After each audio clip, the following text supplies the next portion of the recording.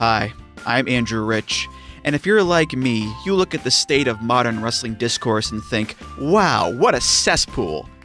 That's why I'm here to tell you about Music of the Mat Remix. That's right, your favorite wrestling music podcast is back with a new format, where I bring on a guest and we play songs related to wrestling themed topics. It could be a wrestling reference, a wrestling concept, a wrestling pun, things of that nature. Now, you might be saying, Andrew, that is a very, very tenuous connection to pro wrestling on a wrestling podcast network. Is this just an excuse to hang out with your friends and talk about music and ignore the rest of the wrestling landscape?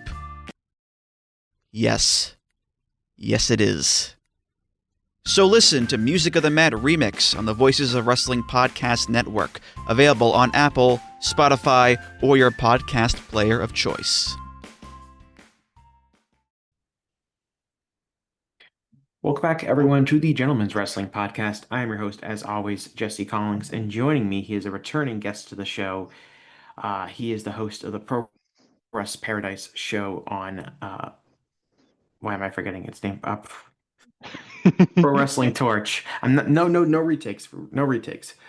He's the host of the Pro Wrestling Paradise show on Pro Wrestling Torch.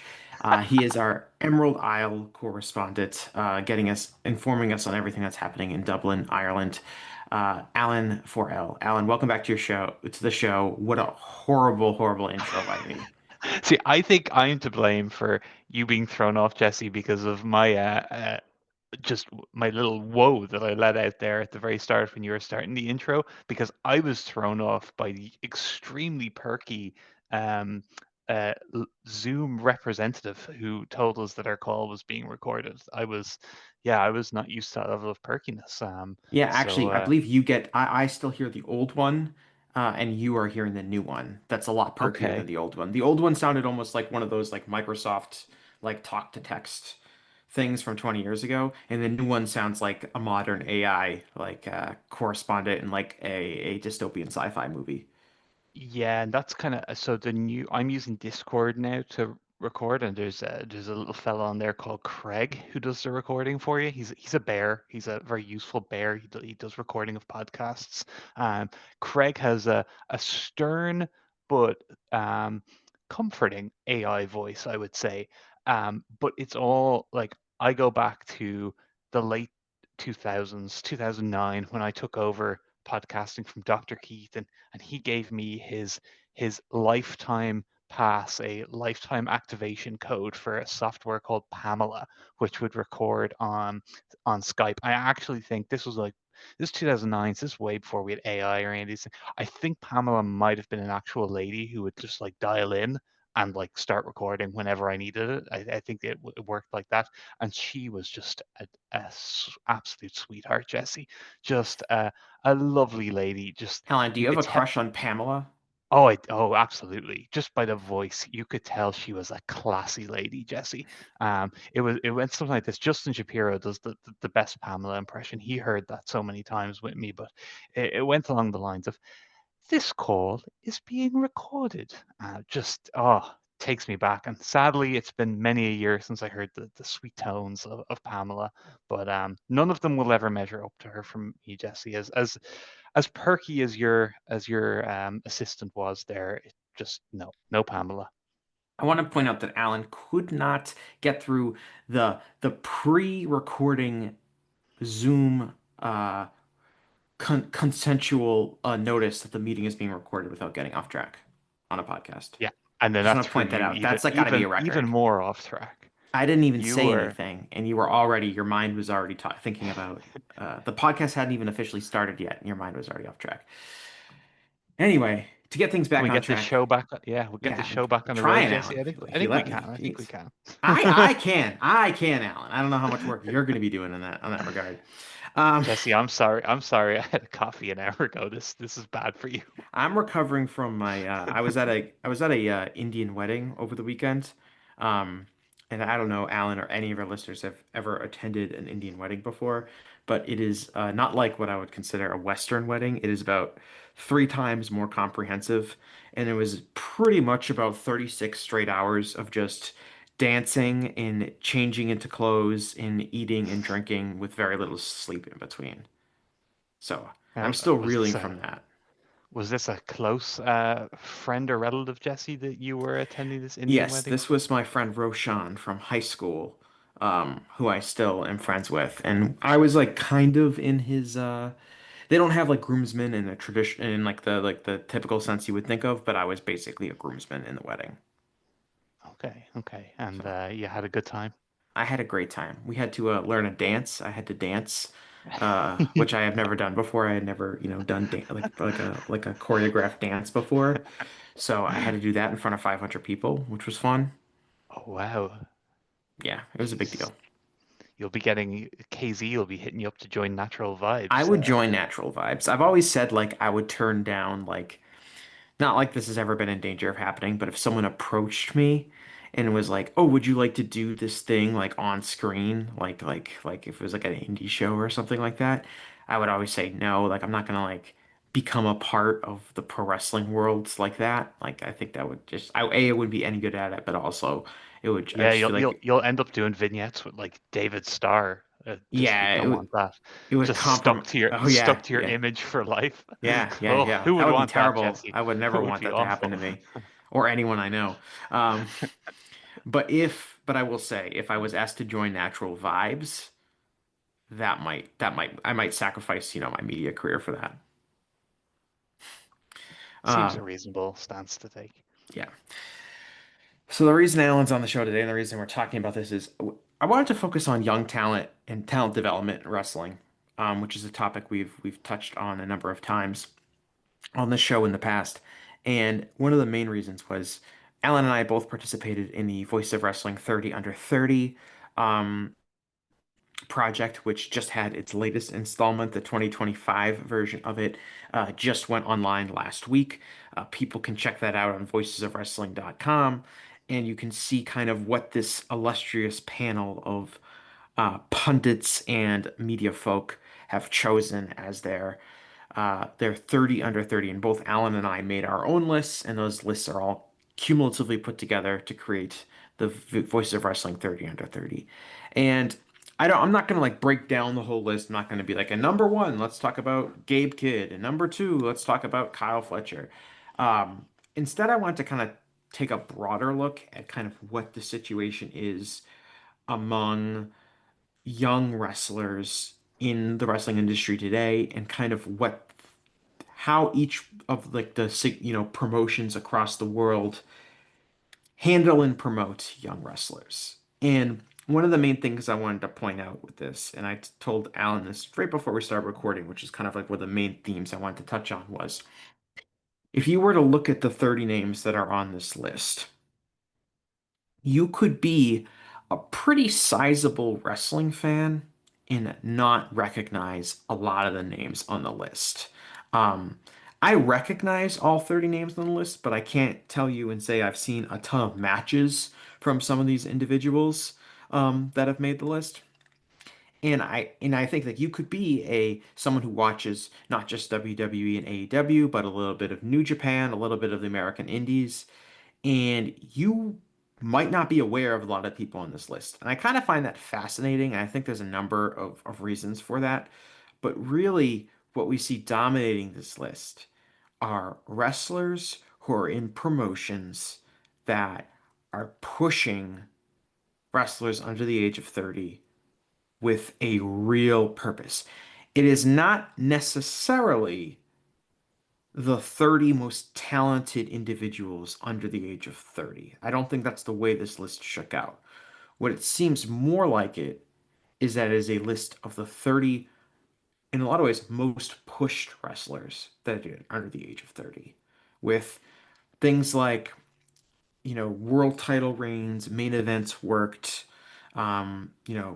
angles that they're made a part of, really seem to have a big influence on how this list shook out, which makes sense because chances are if someone's working more main events, they're going to have more good matches you can point to over the course of the last year.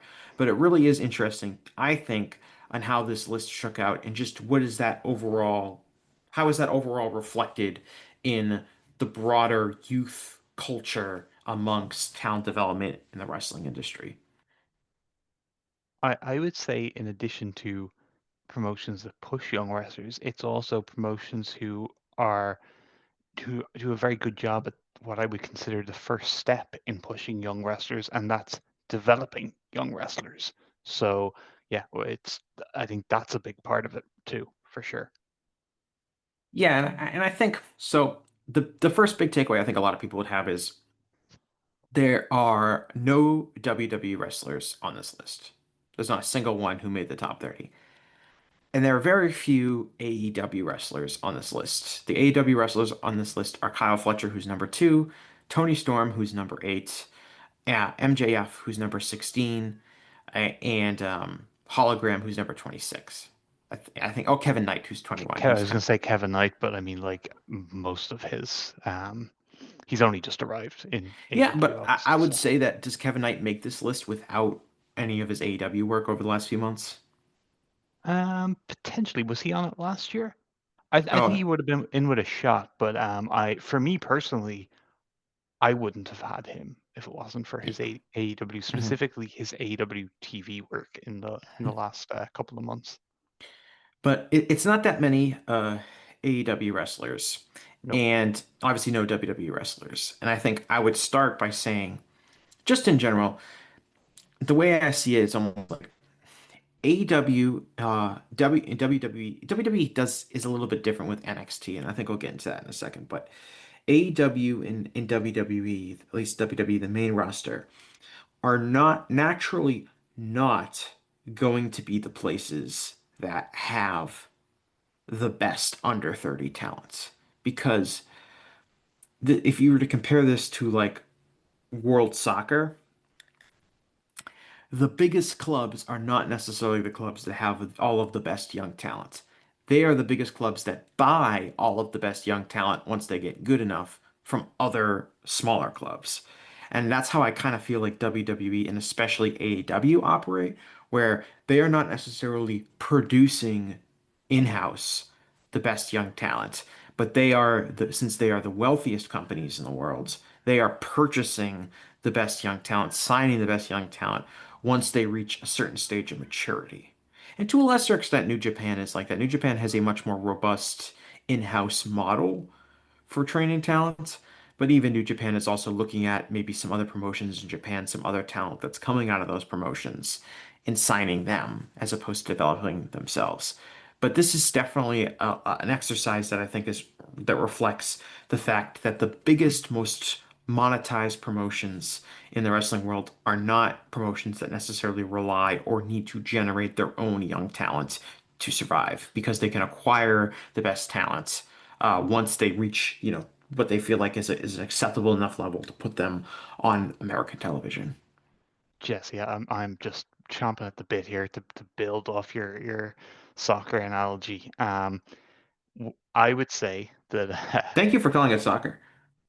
well, I have to differentiate it from the GA, from Gaelic football. So Oh soccer yeah, of to course. us here in Ireland. So that's all. Well, I probably 50% of my life I've probably called it soccer. 50% of my life probably called it football, and 100% of the time I don't care which. So people always act like that's a much bigger deal than it is. But anyway, I have the perfect uh, examples for your soccer analogy. So like your Dragon Gates or your smaller Joshi promotions, they would be like a Southampton, which has a reputation of just pumping through these great young talents through their system, and then as you said, getting picked off and these guys and girls would get signed by bigger clubs versus New Japan, which would be like maybe an Ajax, which has its own in-house system, which allows it to be by far the biggest club in its region, but ultimately it's if while it's the big fish in their pond in a worldwide basis, it's getting picked off by the bigger worldwide clubs or promotions from the US in the wrestling on the wrestling side of things. So yeah, Ajax are like I think New Japan are Ooh, very much like Ajax, New Japan as Ajax is a fantastic analogy to build into that. That's well yeah, done, and Alan, there's because you look at really that like like 90s Ajax is what I'm thinking of, but as far as I know, that's kind of still holds true. They still have that system there, much like New Japan. It's once build that world-class great system, it's kind of like you only really have to tweak it over the years. You don't have to completely start it from scratch or anything. It's like Mm. the 90s Ajax system, the 90s New Japan system kind of the was the best in class, and it still bears fruit decades later.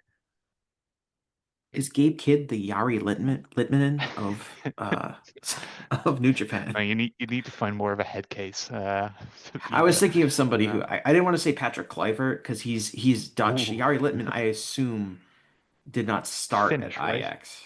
Yeah, he's Finnish. Um, yeah, so he started in Finland, right, as a youth player, and then Ajax identified him, had him for like his peak breakout years, and then he was sold to Barcelona, uh, for a hefty sum of money. Um, but that's kind of the system that I think we're seeing. And so when you look at a list like this, and I think there's other reasons for this too. I think the quirks of the voting body, I think, favor wrestlers from certain promotions in a way that a lot of these other lists would not do. Um, I think I thought before you the final list kind of came out. Who did you think was going to be number one? I was I didn't expect it to be Gabe. I figured Gabe would be in and amongst Mhm. the mix and finish quite high. I But was for me, surprised as well. It was Gabe. I was so personally invested in my own decision of whether I'd go with Kyle Fletcher, Shun Skywalker. Oh, to be honest, I was always kind of feeling I'd go with Kyle Fletcher, but the other names I was kind of batting around were Shun Skywalker and up until the period I realized he wasn't eligible, Konosuke Takeshita. Um, so Gabe wasn't really in my mind. So I was definitely thinking Kyle or Shun in terms of my list, but I also really thought Tony Storm would have a real good shot at it based on like recent momentum. I thought recency bias might play in. Not that it's not deserved because her stuff recently has been. She has, in my eyes, I think, in your article, by the way, Jesse, plug for anyone who hasn't read it. My God, your Tony Storm article just totally hit the nail on the head of why that's working as well as it's working. But yeah, I think I thought her recent output would maybe give her a shot. She actually finished a good bit lower than I would have expected. I think she was like eighth or something like that. So I was Mhm. surprised by that. So yeah, I wasn't really expecting that Gabe would be the one, but I figured he'd be up near the top. So yeah, surprised. But it was quite tight. Looking at the final, I don't know if they're released publicly, but looking at the final kind of points totals, it was quite close there amongst those top people. Yeah, I knew Tony. I didn't think Tony was going to come number one. I think there were enough people that left her off their ballot entirely, um, to kind of submarine her chances. I thought Ozawa was going to be number one because I thought I he I just would. thought maybe too new, Mhm. too niche even And, for our and voting panel. and I think you're right, Alan. I think that is ultimately why he finished fourth and not one because he really only has about 6 months of really top level work that I think a lot of people were watching. And Um, also I didn't vote for him. Maybe that hurt his chances. okay, so Alan, you kept single-handedly kept Ozawa for the ballot. I thought That one Ozawa, was intentional. There was someone else who I might have kept off the ballot, which might have been a bit of an accident. yeah. And I mean, I look, think if I disclosed who that was, I might have people storming my house. So I definitely don't want to do that. I you could swim away from them if you I could. I That would was involve getting into the cold Irish Sea, so yeah. maybe not. Oh, I thought Ozawa would win mainly because I thought he's a very, very talented individual. So I had him ranked third for me, so I wouldn't have had any issue of all, or objection at all to Ozawa coming in at number one. I thought he just would thread the needle. I think there are people who voted in this panel that would not vote for any WWE wrestler under any circumstances, and to a lesser extent, much more hesitant to vote for a AEW wrestler. So those wrestlers that kind of have the most, I think, recognition amongst all voters would struggle to finish number one, which would open the door to, I think, like a Shun Skywalker or an Ozawa or Kaito Kiyomiya who finished number one last year. I think Shun has is kind of I think Shun has built up that while like the Dragon Gate hardcores, people like me and Case and Mike Spears are gonna really definitely put him super high, if not number one. I think he's built up enough stock through just even like appearing on this list and being high on this list in previous Mhm. years that maybe people who aren't as locked in on Dragon Gate would still see Shun Skywalker as like the notable top Dragon Gate name, and they might be making their list. Okay, I need to should probably put a Dragon Gate guy in here, Shun Skywalker. So I would say he would have appeared on a lot of ballots. So where Yeah. did Shun finish? He was He's third? Was third. he? Yeah. hmm I had Shun ninth, which might ruffle some feathers. You want to know what I think might hurt Shun Skywalker as just an overall person on this list is I think what you say is true. He's because he's been pushed as a top commodity for a number of years now. He's building up a reputation as being like the ace of Dragon Gate. If you're not paying attention to Dragon Gate, And especially. recognizable name, recognizable face. Like his name just imprint stands out more than Yeah, like I don't know.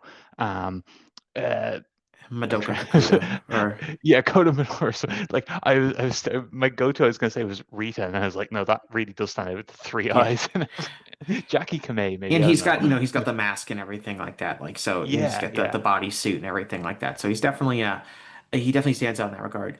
But I do think like like a refined appreciation of Shun Skywalker is a little bit more necessary. So if you're parachuting in to Dragon Gate, watching a few big matches or big shows a year, I think Shun Skywalker's importance to the promotion is not necessarily super obvious. Um, as opposed to like for me personally, I'm not a huge pro wrestling Noah viewer, but I do watch the big shows. And when I parachute in to watch, Ozawa work, against Kaito Kiyomiya in this main event for the world title, I think it's really apparent. Whoa, this guy Ozawa, that's an ace. That guy's super talented, he's super charismatic. All of that stuff is really apparent to me as a casual Noah viewer. I think like Shun requires a little bit more of an understanding of Dragon Gate for his appreciation, and I've seen that kind of reflected in when I've seen him work outside of Dragon Gate, especially when he's worked stateside in the United States. I remember he was in, I believe, the Battle of Los Angeles a number of years ago. And it's like his first match he had, he just didn't, it wasn't like he was bad, but he didn't stand out the way you would expect a guy with his kind of reputation to come in and stand out in front of that fan base. And then I think the second night he was, part of a tag team match and really stood out there, but it kind of took a little bit for him to kind of stand out. So I think that can be a factor. Um, some of these wrestlers are a little bit easier to kind of parachute in and watch and see at their highest level. Others are not. And that's always going to impact any list, whether it's, the 30 under 30 or the FSM 50 or anything like that. Yeah, for sure. It's you're gonna get guys that just the deeper fans of the promotion or the wrestler are gonna appreciate them more. Like a good example of a parachute in person for me is like I only have like I'm not going to claim to have watched this person wrestle 100 times in the last year. Probably a dozen, maybe 20 at most. But every time I watch Danny Luna, I'm like, oh my God, what a wrestler. Like, she is just Mhm. top notch as far as women's wrestling. And it's just so you don't need any backstory. She comes out there, she looks like she wants to kick someone's ass. She wrestles like hell on wheels. She's a great athlete. She's powerful. She hits like a truck. It's like you're left satisfied immediately after watching a match, even if it's like your first time seeing her and you've no reference points. So like she is someone that um it gained a lot of traction for me just based on that versus someone like looking on my list, like maybe I know Homare is someone who I have in there because I've seen him enough to just kind of know what a special talent he is by knowing that he's still within his first year, knowing how Dragon Gate have been using him, the opportunities they've been giving him, when they've been giving him the opportunities, how he's responded to them. Like just by following the ins and outs of his career, like weekly since it started, I have a um, much better knowledge of him than if someone just jumped in and watched him, they probably wouldn't be blown away to the degree that I am in terms of knowing what a prospect he is. They probably would be shocked if you told them, "Hey, this guy debuted in September." Case wrote about that in his recent review. He was like saying that like if you had someone watch Homare and they would assume he was like a 3-year, 4-year veteran or something at this point because, sorry, you can ignore that alarm. It's just telling me to take my meds, which I will do. So I Don't don't take die. them. Keep talking about Hamare. Jesse wants my brand new shiny liver to be rejected. So Yeah, but Alan, yeah, low key, like if you died, like I definitely don't at want you least I to went die. out talking Yeah, about Homare. I definitely don't want you to die, Alan. I want to preface that. But like, if you died and it was like Alan, Alan Cunahan, he died because he was just talking about Humare and not taking his meds, that would be awesome. Like, it would be a great way to go. It's the way I would Yeah, want to go if I had to die. But obviously, hopefully not. my legacy living on in Homare is a pretty safe bet. If I was going to pick a wrestler that I would want to represent me for the next 20 years, he's probably high on the list because I think he's a pretty safe pick. And I suppose that goes into I don't know if feel free to use this as a transition or not, Jesse, but I think that kind of goes into a guy like Homare versus a Shun Skywalker and lists like this. It's you're really looking at how do you weigh kind of what they've done so far versus what just their ceiling is, what their potential is, how much of a special future they might have. You're kind of predicting out, like we know what Shun Skywalker is probably going to be for the rest of his career, um, for the most part in broad terms. But Homare, it's like wow, it's the sky's the limit. It could be anything. There's so much talent there. So yeah, it's kind of your when analyzing young talent, there's a few different ways to view it. Yeah, and I think that's kind of like when we talk about the 30 out of 30 and kind of what we are evaluating. Now, this is the third year that this project has been undertaken. The first year, I personally, when I made my list, I kind of weighed heavily like career accomplishments. What has this wrestler done up until this point in their career? And maybe if they didn't have a super hot last year, I'm not going to hold that against them. And so like a guy that like for me, I remember voting for like I remember voting for Tyler Bate. And I was like, Tyler Bate really hasn't had a great last year, but I've seen this guy have so many great matches and he's still, well under the age of 30. And I think he definitely has to be represented as terms of like just pure wrestling talent. Who is the best wrestler, under the age of 30? I think this guy has to be mentioned just because he has so many great matches, even if he's kind of fallen off of the face of the earth. He's probably still one of the most talented 10 wrestlers under 30 in the world, which is just an absolute shame because I know what a talent that kid was, and Mhm. that talent it might not be getting used, but it's not gone anywhere. So I hope that's true. Without getting on without like getting off track, there are a lot of people who, they get in a situation like Tyler Bate is in, and then once they get out of that situation, you never see them rise up to the level they were previously. I think we've seen enough people that are like that, including a lot of the UK WWE UK talent. Um, I was talking about this with Trish from the Trish and Sarah show from a couple episodes ago, but like she was mentioning, a lot of that WWE UK talent, they get signed, and then when they've gotten released, they haven't gone on to do a whole lot. And if you look at who are like the most prominent British wrestlers in the world right now, or European wrestlers in the world right now, they are not necessarily people that were really big names on the UK scene in like 2016 or 2017. They're people who kind of stayed away from that scene, or were not part of that WWE UK scene for sure. yeah, But because it's pretty closed, cut and dried thing when you can point to Zack Sabre Jr. and Will Ospreay on one side, and mhm, then Gallus on the other side. So it's yeah, I think of all those guys that they had lined up on that stage in probably late 2016 or early mhm. 2017, and just that big row of guys. And yeah, some of them have got jobs in WWE or had jobs in WWE, but none of them went on to actually make like I'm slow to bring him up for a variety of reasons, but Jordan Devlin isn't making an impact in the world of pro Mhm. wrestling. I'm sure he And appears on Raw or whatever. he's had one of the best outcomes from that group in terms of like Yeah, yeah, being a steady main absolutely, roster personality, I guess. 100%. But in whatever length of time you want to put on it, in a decade or whatever, like there will be a lot more legacy to what Zack Sabre Jr. and Will Ospreay have done than there will be to what Jordan Devlin has done. He is, as I said, I hope so. I hope so. oh yeah, for sure. Because WWE fans, like, unless you're the thing is I think the dirty secret is like they really don't care a lot about some of these wrestlers. Like they care about the brand, and it Mhm. takes it's a very few wrestlers who actually we saw one of them recently, I was gonna say they Archers. care about our truth. Yeah, it's very few who rise above that. And I think the majority of these people could be cut tomorrow, and there might be outcry, and then a month from now, like what? None of those WWE fans are going to give two shits if JD McDonough was cut tomorrow.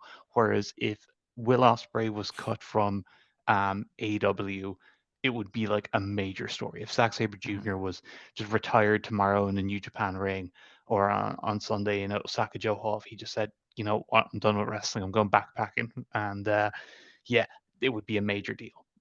So yeah, I think you get swallowed up by that system, and you just become a cog, a cog that is part of the machine, or a cog that just doesn't get used and sits to the side on a piece of machinery that's they don't need or care about anymore.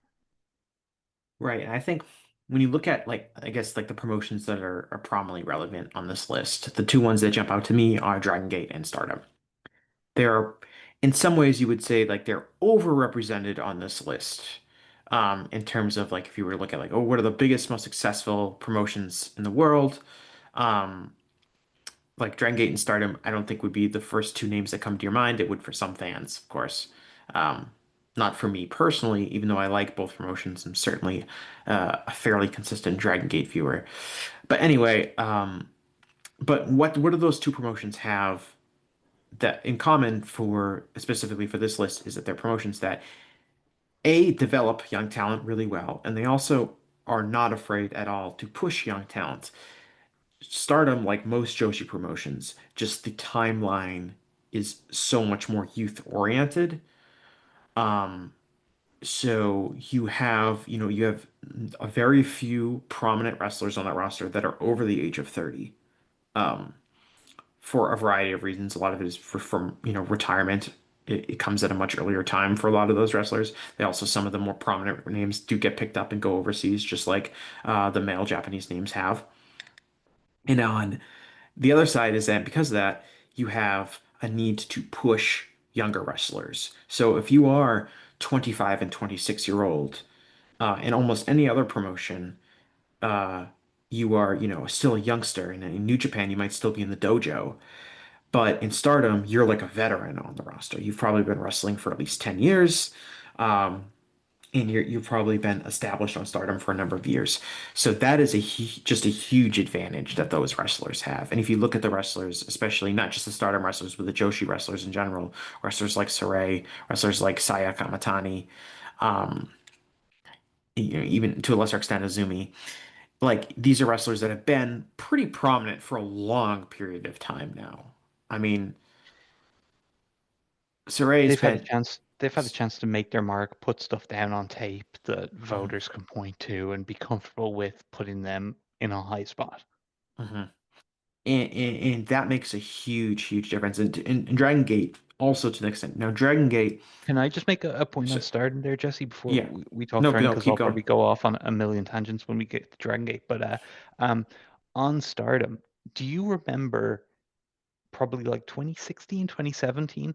I don't know how locked in you were on Japanese wrestling, but um, Stardom had, at least in my mind, like a big three. It was Mayu Iwatani, Io Hmm. Shirai, and Kairi Hojo.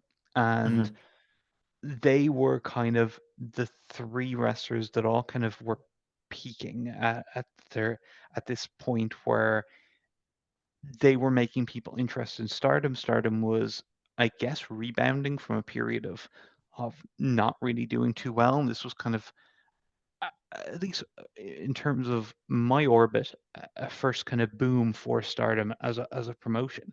And those three were so clearly head and shoulder. Like, I can't, thinking back, I can't even really remember who else kind of made up the rest of the roster. I'm sure there was some good workers in there, but those three were so far the head and shoulders class of the group. And like, they'd Miko Satomura coming in there from the outside as well to work with them and help them look really good in the process.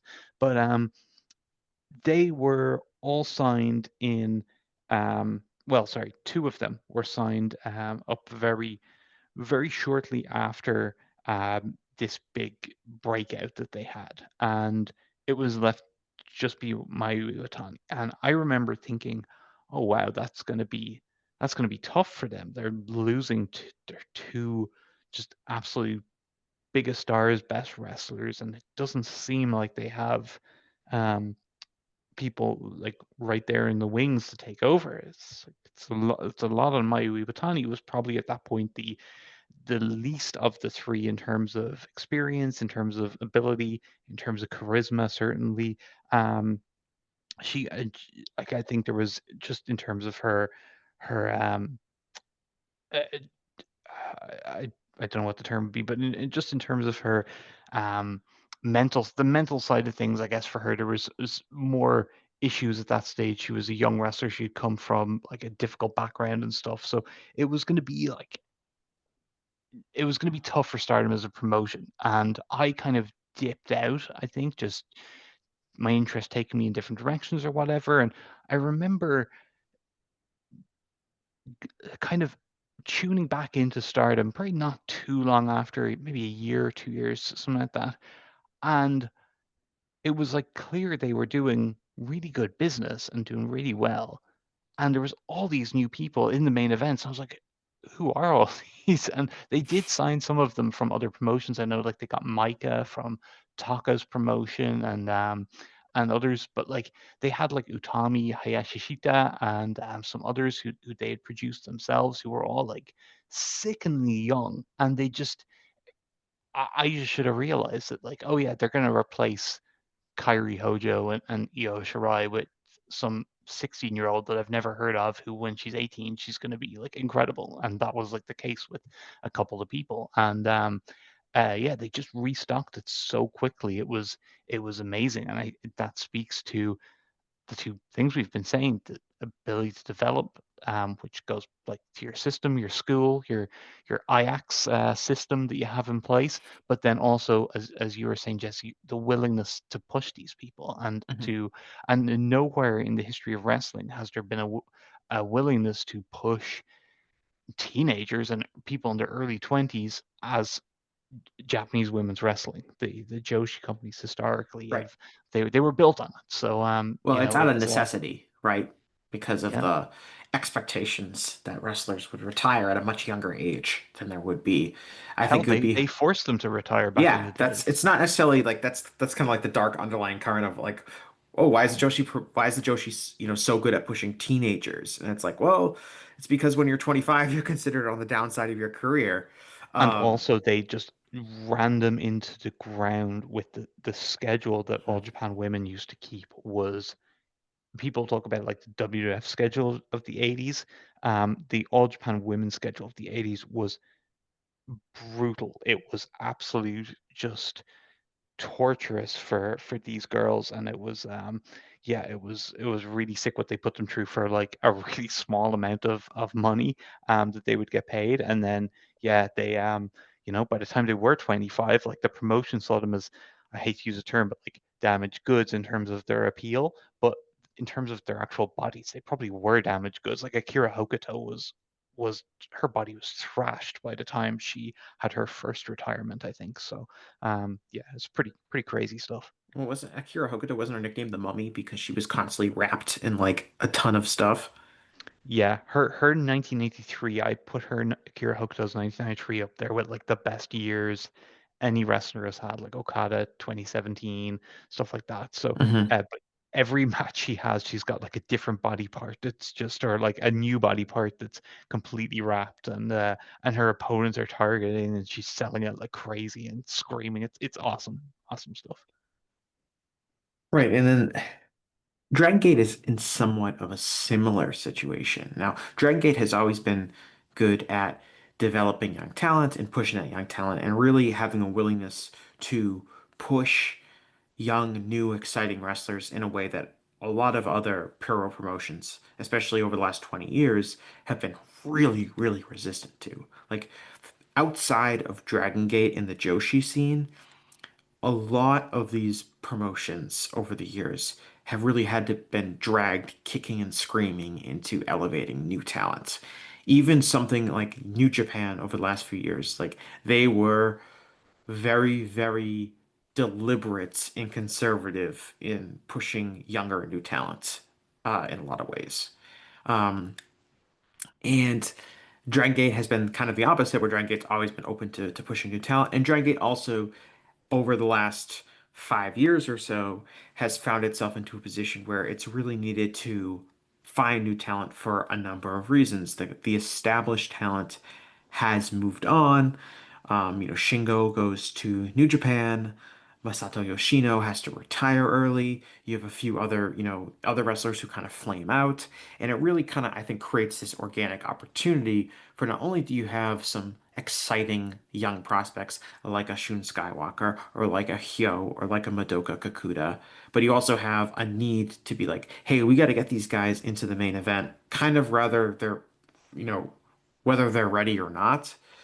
Obviously, there's been people that have really succeeded in that position. There have been people who have not succeeded as well, but far more than pretty much any promotion. Although I will say that over the last few years, All Japan has been very committed to pushing younger talents, and that's kind of reflected in this list um, to a smaller degree. With Dragon Gate, I know a lot of Dragon Gate fans will know about this, but I think it definitely uh, is something that is worth explaining to your audience, Jesse.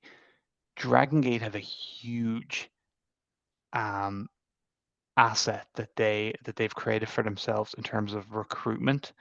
And it actually, as I'll explain, it actually works as a recruitment tool for Stardom indirectly, and that is the Dragon Gate.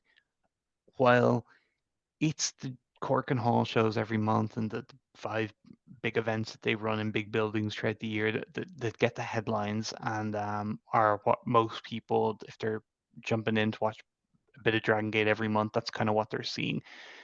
Dragon Gate's bread and butter is shows that people generally aren't likely to see, where they go around the country and hit up a lot of places that um, the bigger promotions don't go to, and small towns, and these shows, they might not draw a whole hell of a lot. Like you could be talking 150 people at some of these shows in small little town halls or little gyms or whatever.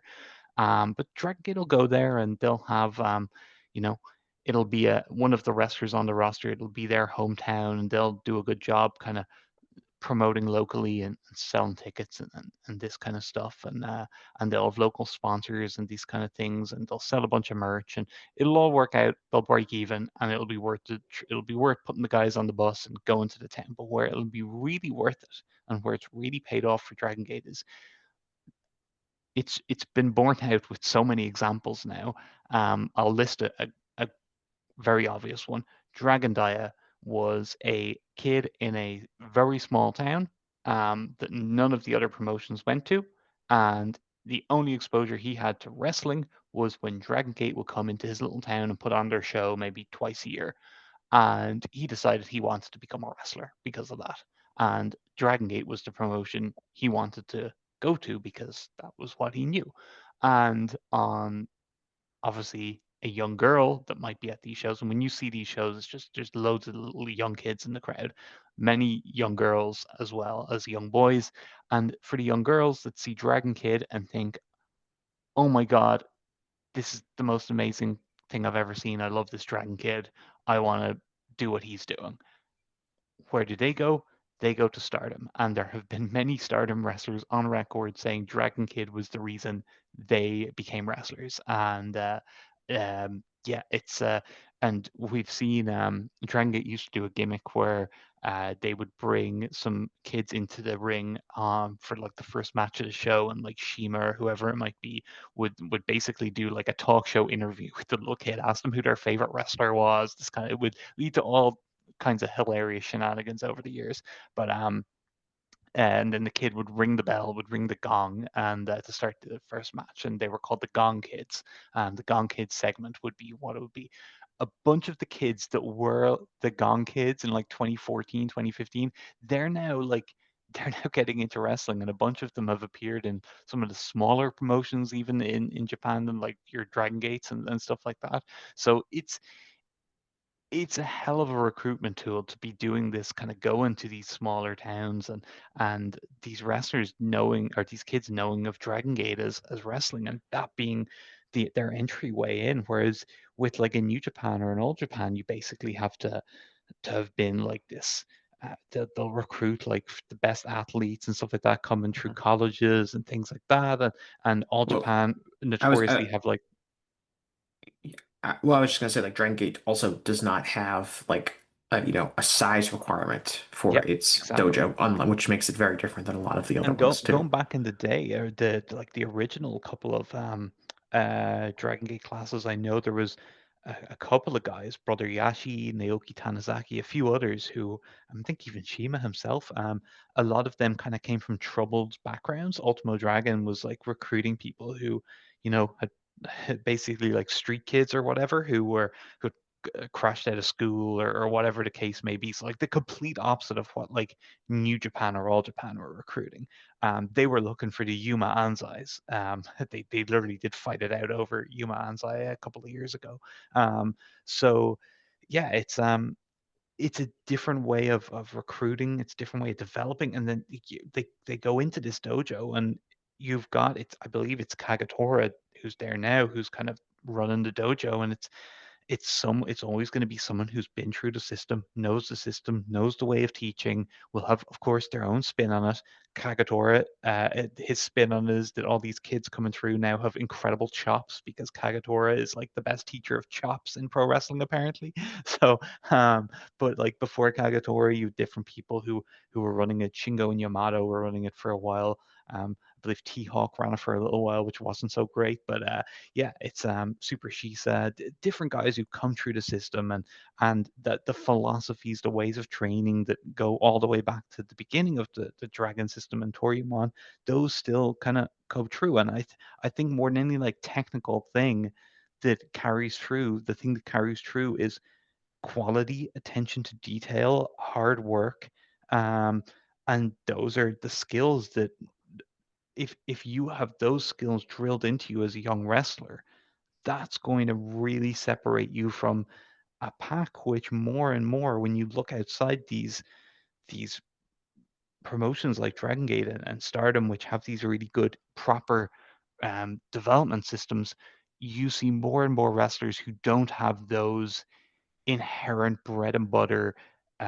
I don't even want to use the word skills, because hard work and attention to detail and focus, these things aren't so much skills. They're attributes that you have developed in a place like a Dragon Gate dojo, or something like that. That I don't know, if I look at wrestlers proliferating, say like the US indie scene, or even like young talent in AEW that gets, that might get signed too fast or whatever. I don't necessarily have the faith that um, they're going to Hmm. have those same qualities in them that we see in people that are coming through better systems.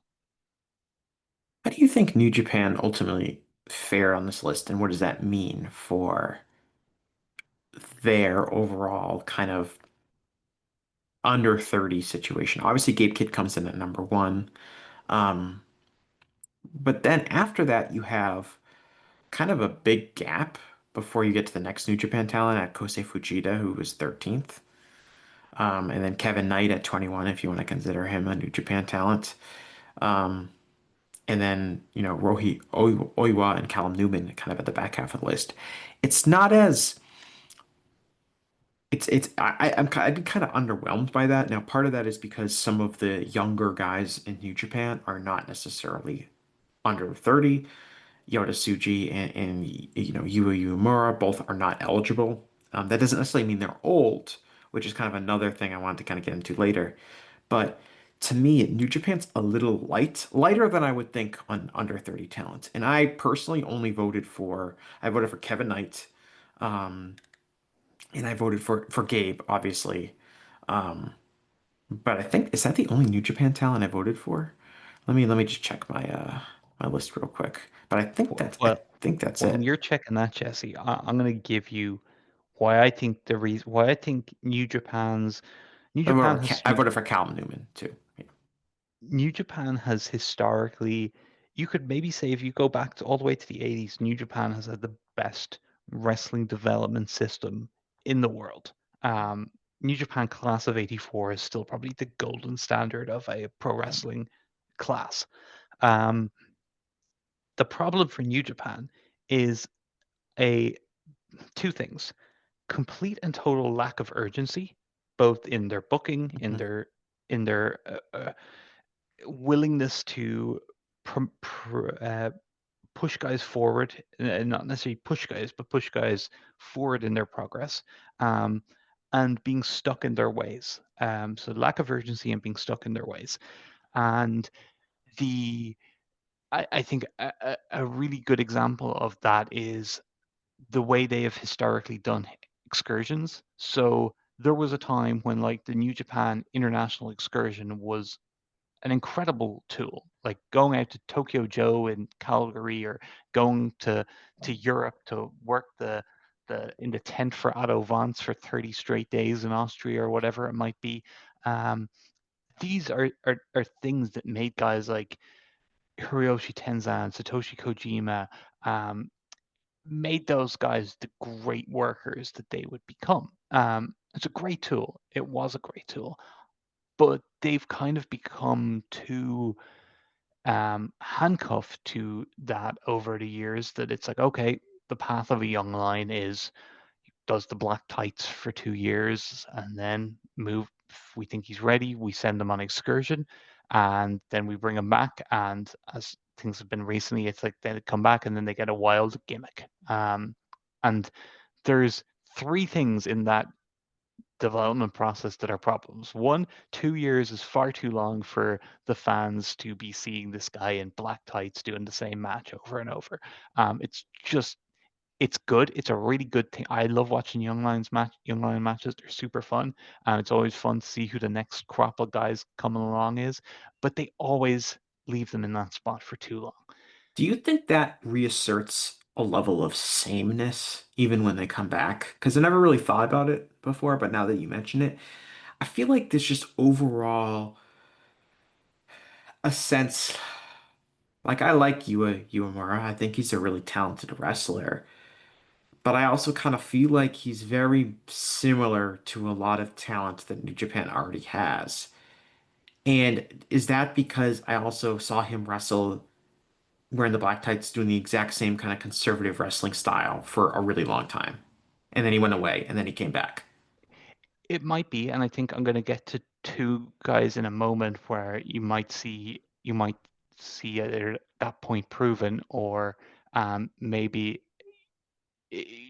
basically we have two guys who haven't followed this path is what I'm kind of getting to, and Hmm. it'll be interesting to see kind of if they stand out differently from a Yomora to you in a year or two. But so like the first problem is keeping them around for too long in that position. The second problem is continuing the excursion plan at points when it's just not a viable thing. It just doesn't make sense because of whatever state the wrestling world is in at that particular moment.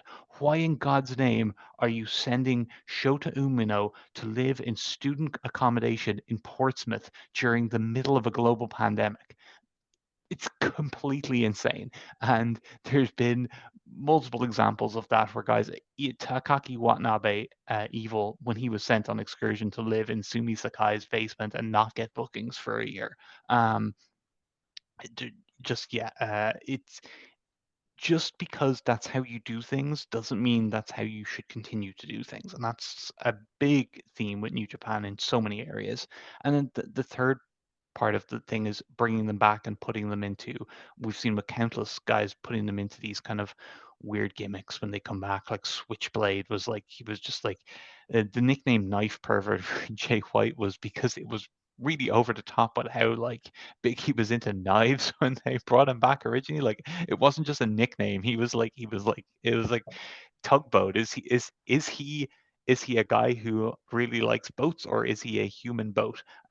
Which is it? It's like with Jay White, it was for a while there. Is he a guy who really likes knives, or is he supposed to be a knife? Um, but so the gimmick things when they come back don't help. But so I think that system and being stuck in their ways and just then not having the urgency, it all plays into that. And I think that's what has hurt New Japan over the years, with their guys coming through, and there being so many instances where you really don't see the guys in their best form connecting at their best until they're in their 30s. But in saying all that, we've seen with I don't want to say the latest batch of young lions, because we have a batch since, two batches since, and I guess that speaks to one of my points of keeping guys around too long. We've a couple of guys there who think it's time to maybe do something with them. But before those guys, we had Sorry, can I just jump Yuya. in? Yeah, That's a really good point as well in terms of like because the young lion period is so long and then you have the excursion period is like any exciting hype that might become generated from, oh, they've got a new young lion and he has kind of an interesting look, or this guy, was a really high level amateur wrestler, or kind of that organic momentum that kind of begins when you're interested in seeing someone wrestle for the first time, that dissipates over time. And when you get to the point where it's like, oh, the young lions who are finally going to get a push are actually the young lions that we first saw in 2022 or 2021, that hurts them. yeah, and the two examples of guys who have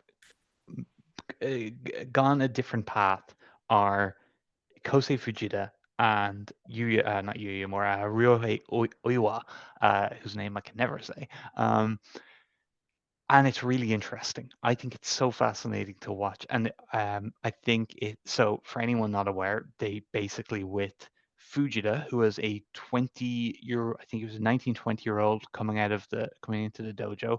He probably was 18 when he started. As we've learned from recent personality profile stuff they've done, he much in the vein of Ultimo Dragon in like 2001 or 2002, they picked him up as a now he did do really well, I think, in amateur wrestling in school, but he was a kid from a real rough troubled background, as he has talked about a lot of issues at home and stuff like that.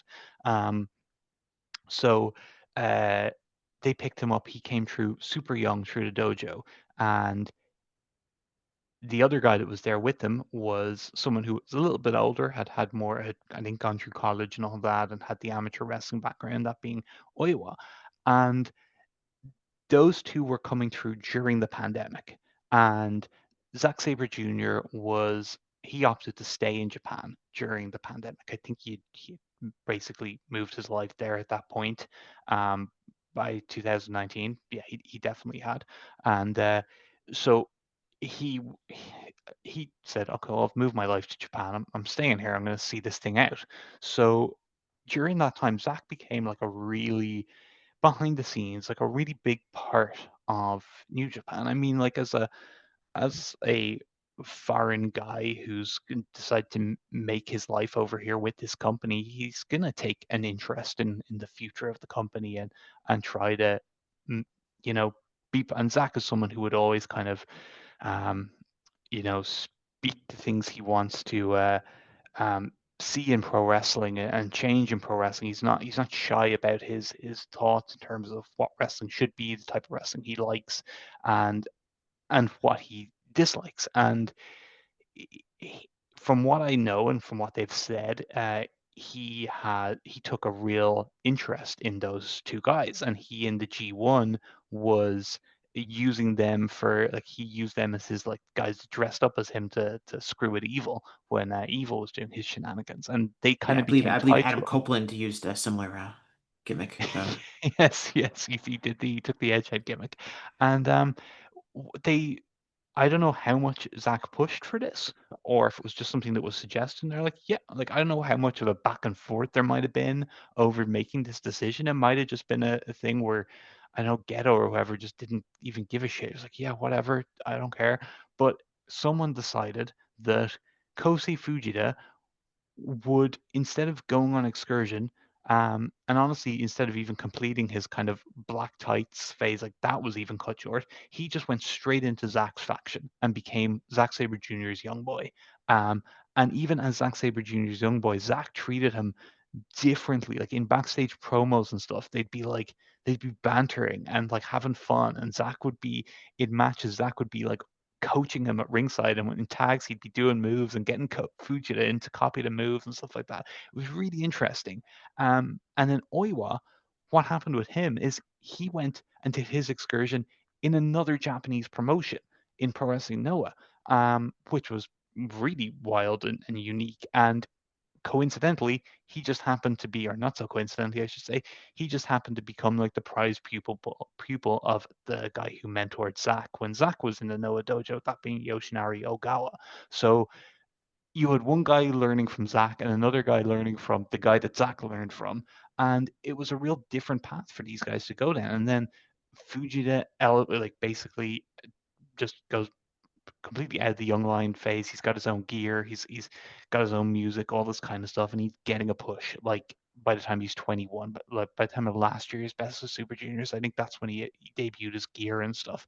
And Oiwa comes back from a main event run in Noah, which is crazy. He comes back and he joins Zach's group, and he's given big matches and stuff like that. And he's also brought back Jesse. Listen to this crazy thing. He's brought back as just a wrestler called Ryohei Oiwa. He's not a knife, he's not a tugboat, he's not evil. He's just Ryohei Oiwa, good wrestler. Um, Now, is Is he that the going Ichiban to? sweet boy? So the Ichiban Sweet Boy is you can't deny that is a sweet looking boy, and I think the audience the audience reactions to him bore that out. But these two guys are just guys, and we're getting to see Fujita's personality and like the as I said, the profiles. And so I like the thing of him talking about he's a big motorcycle American motorcycles. He's big into his American motorcycles like Suwama, and he uh, he is talking about how he likes them because he thinks they make him look cool, and you get to kind of see Ooh, his don't let personality. Eric Bischoff hear about this. Yeah, I know. And with Oiwa as well, it's like I know it's just his personality is kind of comes through in his wrestling, I suppose. And yeah, I just think that's really encouraging. And I was expecting they would kind of maybe do something different with the guys that would follow from that, but they don't seem to be, at least thus far. Mhm. And then the other guy kind of that is an exciting prospect is Bolton Oleg, but he's kind of a different case because he's older. Um, he's from another country. He's got a family. It's like it's just kind of a different case, and he's just a very different kind of wrestler. And he's not really following the typical path either. Mm. But he's not really the same kind of case because of Yeah. his age. And so he's kind of like the Saitos in all Japan, I suppose. Yeah, like I was gonna say, All Japan has done actually a really good job pushing like younger talent, and that's reflected. Obviously, Yuma Anzai finished very well on this list. Aoyagi has finished 27th, but he's obviously been someone that's been pushed for a while. And the Saitos don't qualify for this list because they're on the older side, but they're obviously people that I think have been elevated significantly uh, over the last few years. So all Japan's case, I think especially over the last few years, there has been a real um, uh, progressive mindset in terms of elevating new talent.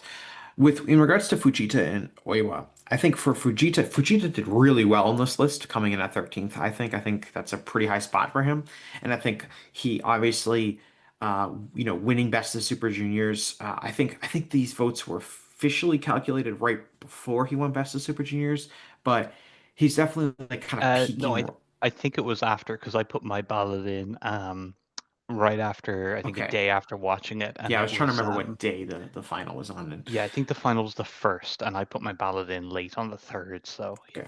So obviously that helps him, and I don't have like I'm not saying that as like a negative. Like I think this list in a lot of ways should be reflective of, you know, a measuring stick for this point in time about whose careers felt like they were really on the upswing and people were excited about their current and future potential.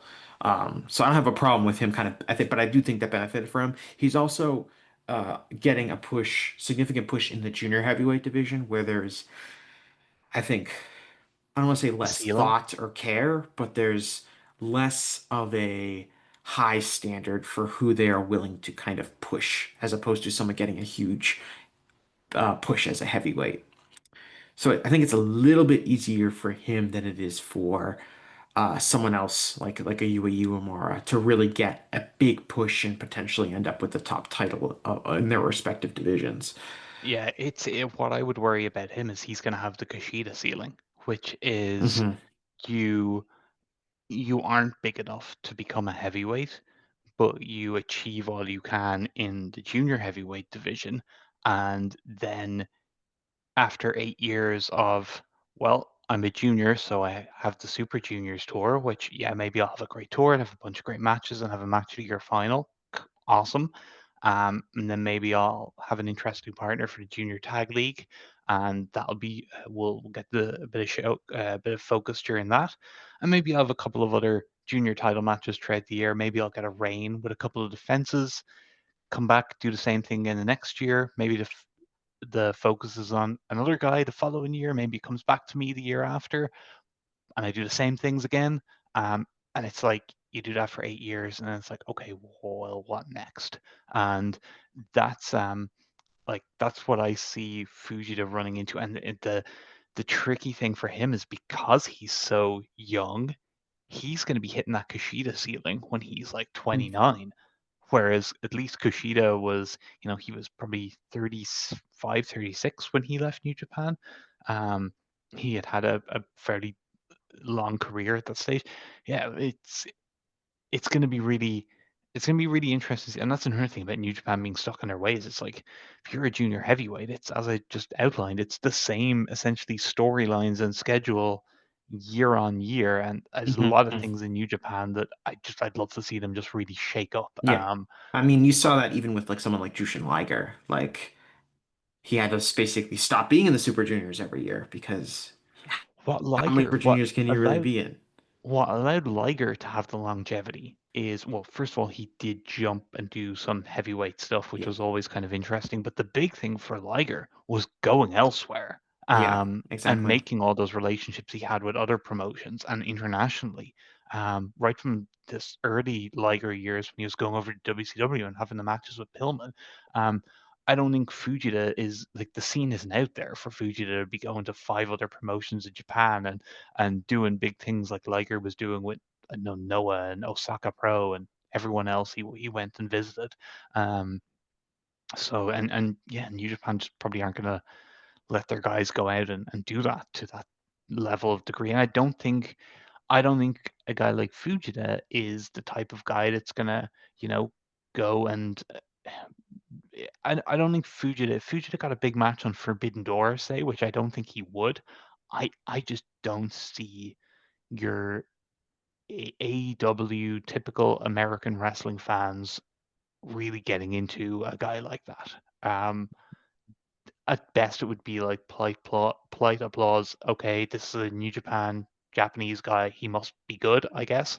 Um, but it's not like he's going to do anything that it's like when kind of like Mascara Dorado was there recently, and it was like I'd say most of the people in that audience didn't know or hadn't seen Mascara Dorada before, and it was like, oh yeah, we give him respectable applause, but it wasn't. They had no investment. There was nothing he was doing that they hadn't seen Commander do, for Hmm. instance. There's nothing that Fujita is going to do that they haven't seen. I don't know Kyle Fletcher do, or whoever else you want to pick.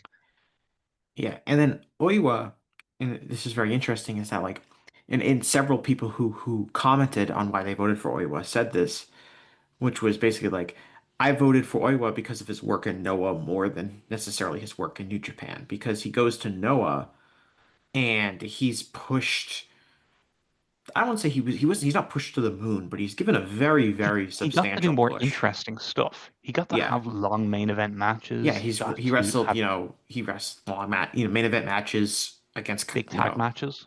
Kaito Kiyomiya. He's in the N1 and getting like not like a push, not like a he didn't win the N1, but he was, booked very respectively in the N1, and he was given a lot more to do in Noah than I think he's been given to do since returning to New Japan, where he's in TMDK, but he's just kind of like, and obviously, the year has maybe he gets in the G1, he has a really good G1, and Yeah, then I'm circling the things change G1 for as him.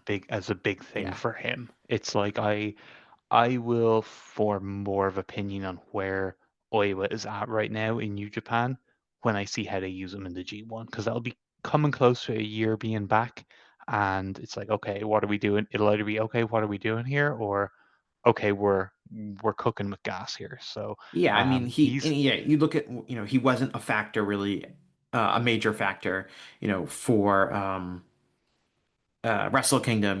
He wrestles, in a four-way match for the I think he wrestled for what, the TV title. Um, so This could have he's been a just kind couple of never title matches, and that's clearly the level Ghetto's been comfortable yeah, with showcasing him to yeah, and this point. he did the thing. He wrestled Takeshita, right? Um, Yeah, and he wrestled, goes, I don't know how far away he made it into the New Japan Cup. I think he made it to like the third round, and he loses to Zach, which was kind of a significant match. But I think it's he's going to be a very interesting case study of the power dynamics in New Japan, because I think mhm. he's not a Gedo guy as a wrestler and as a performer, and I think he absolutely is a Tanahashi guy. And Yep. Tanahashi has said stuff publicly that you could tell he's quite enamored with both Uemura and with Oiwa. And I don't think either of those guys are guys that Gedo would be excited about based on what we've seen with Ghetto's booking over the years. So that's going to be, I think, how much of a spot they get and how showcased they are. It's going to be really interesting, because you've probably heard the same scuttlebutt I've heard, Jesse, about power in New Japan, the shifting power dynamics in New Japan these days. And I don't even know if it's like a Ghetto Tanahashi push pull thing or what it is. It's very, very um, just comments here and there, but it seems like there's kind of some stuff there, and I think those are two guys to keep an eye on with regard to that. Mhm. How do you feel about Gabe being number 1? And we both mentioned we didn't quite see him being number 1. Where did you rank him in your Three, I had him breakdown? three. I have no issue with it. Like I think Gabe is a very, as we've seen, very divisive. I think more divisive than a lot of people even realized. Character. In the last week, I think the timing of him going on this list and this uh, Death Rider stuff is kind of a match made in hell for kind of create the perfect storm around reaction to Gabe Kidd. Um, but I think stripping all that away, I think stripping the character stuff away, what I keep going back to with Gabe Kidd is something that I remember even having this conversation with you. Um, I think it was back when you did my show. It might have been like we were just talking off air, because it was when you came on to talk ECW TV from '95 with me, Jesse. So I can't imagine we were talking too much Gabe Kidd on Oh, air. we could have been But I talking about it during when we were watching a Hogan era, a Bischoff era TNA show. Also. maybe, but I think it was just after I had been back from a trip where I saw Gabe live on, I think, a New Japan Copperbox show, maybe.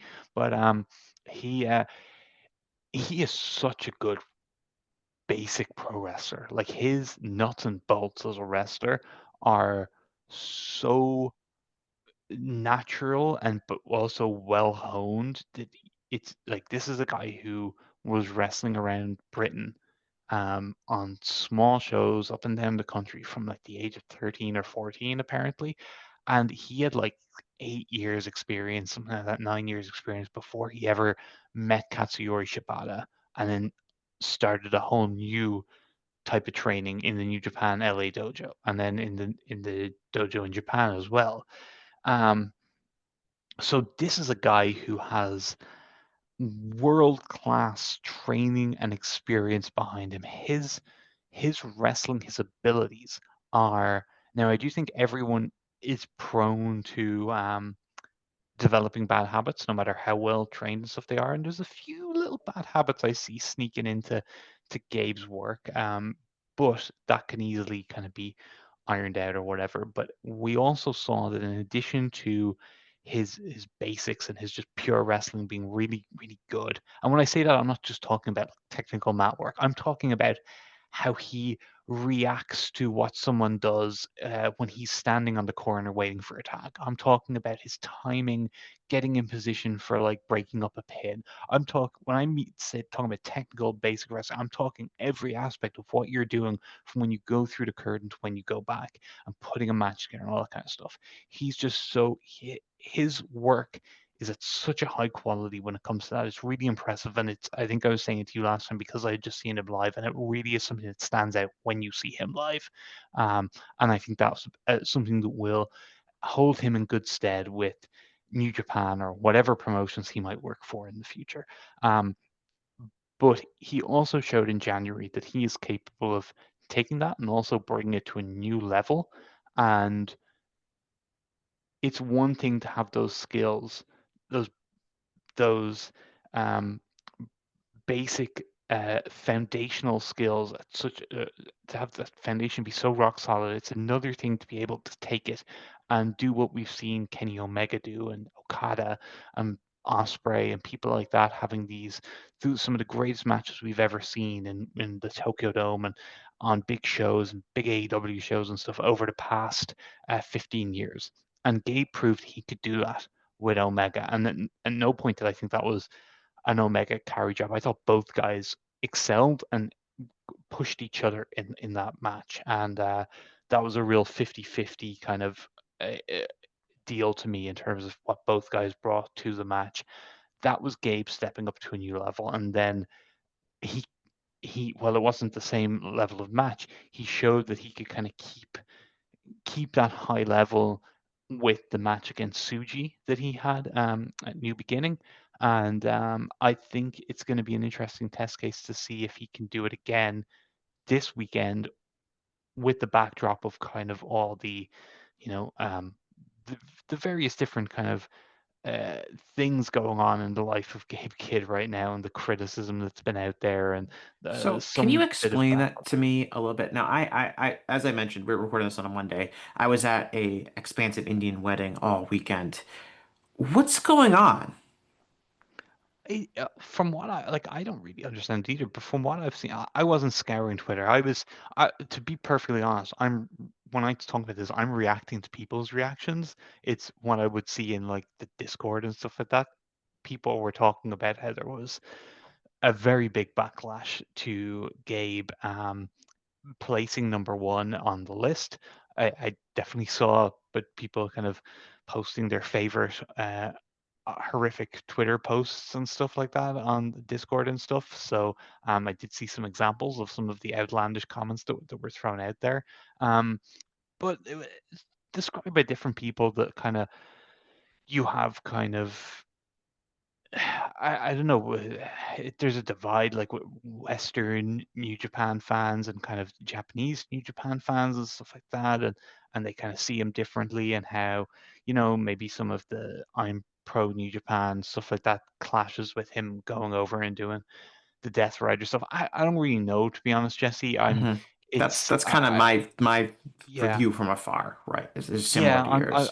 I'm not in the weeds with it, but it definitely doesn't sound like it was something where Gabe got put number one this list, and the vast majority of people were like, "Yep, that checks out." Well, maybe that is the case. Maybe it's a silent majority that in this case, and it's a vocal minority that made their feelings. I don't know. Maybe we're giving too much oxygen to something that's really not that big of an issue. But I think the far bigger issue and the far more relevant thing will be the reaction he gets in Osaka Joe Hall on hmm Sunday.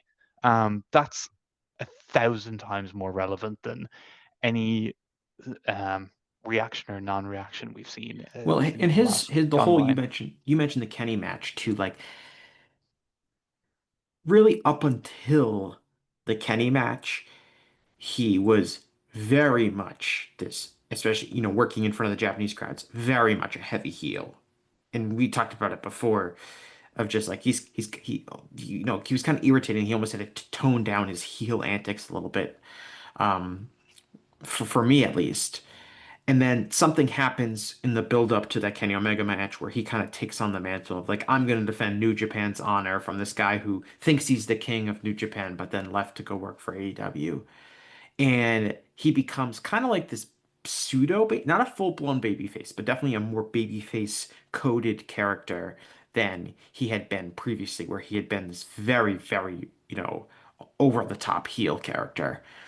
And I think that, and because he, championed himself as the New Japan flag waving kind of guy, that has made his,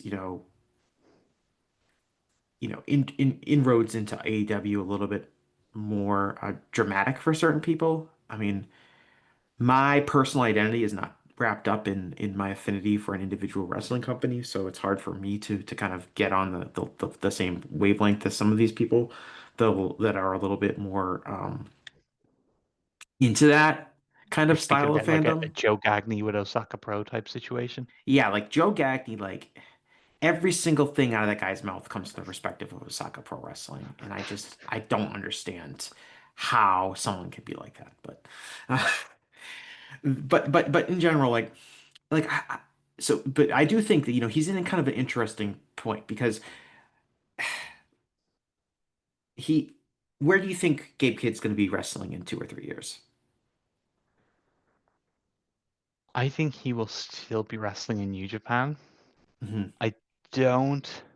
I wouldn't rule out that he's on some kind of wacky joint contract.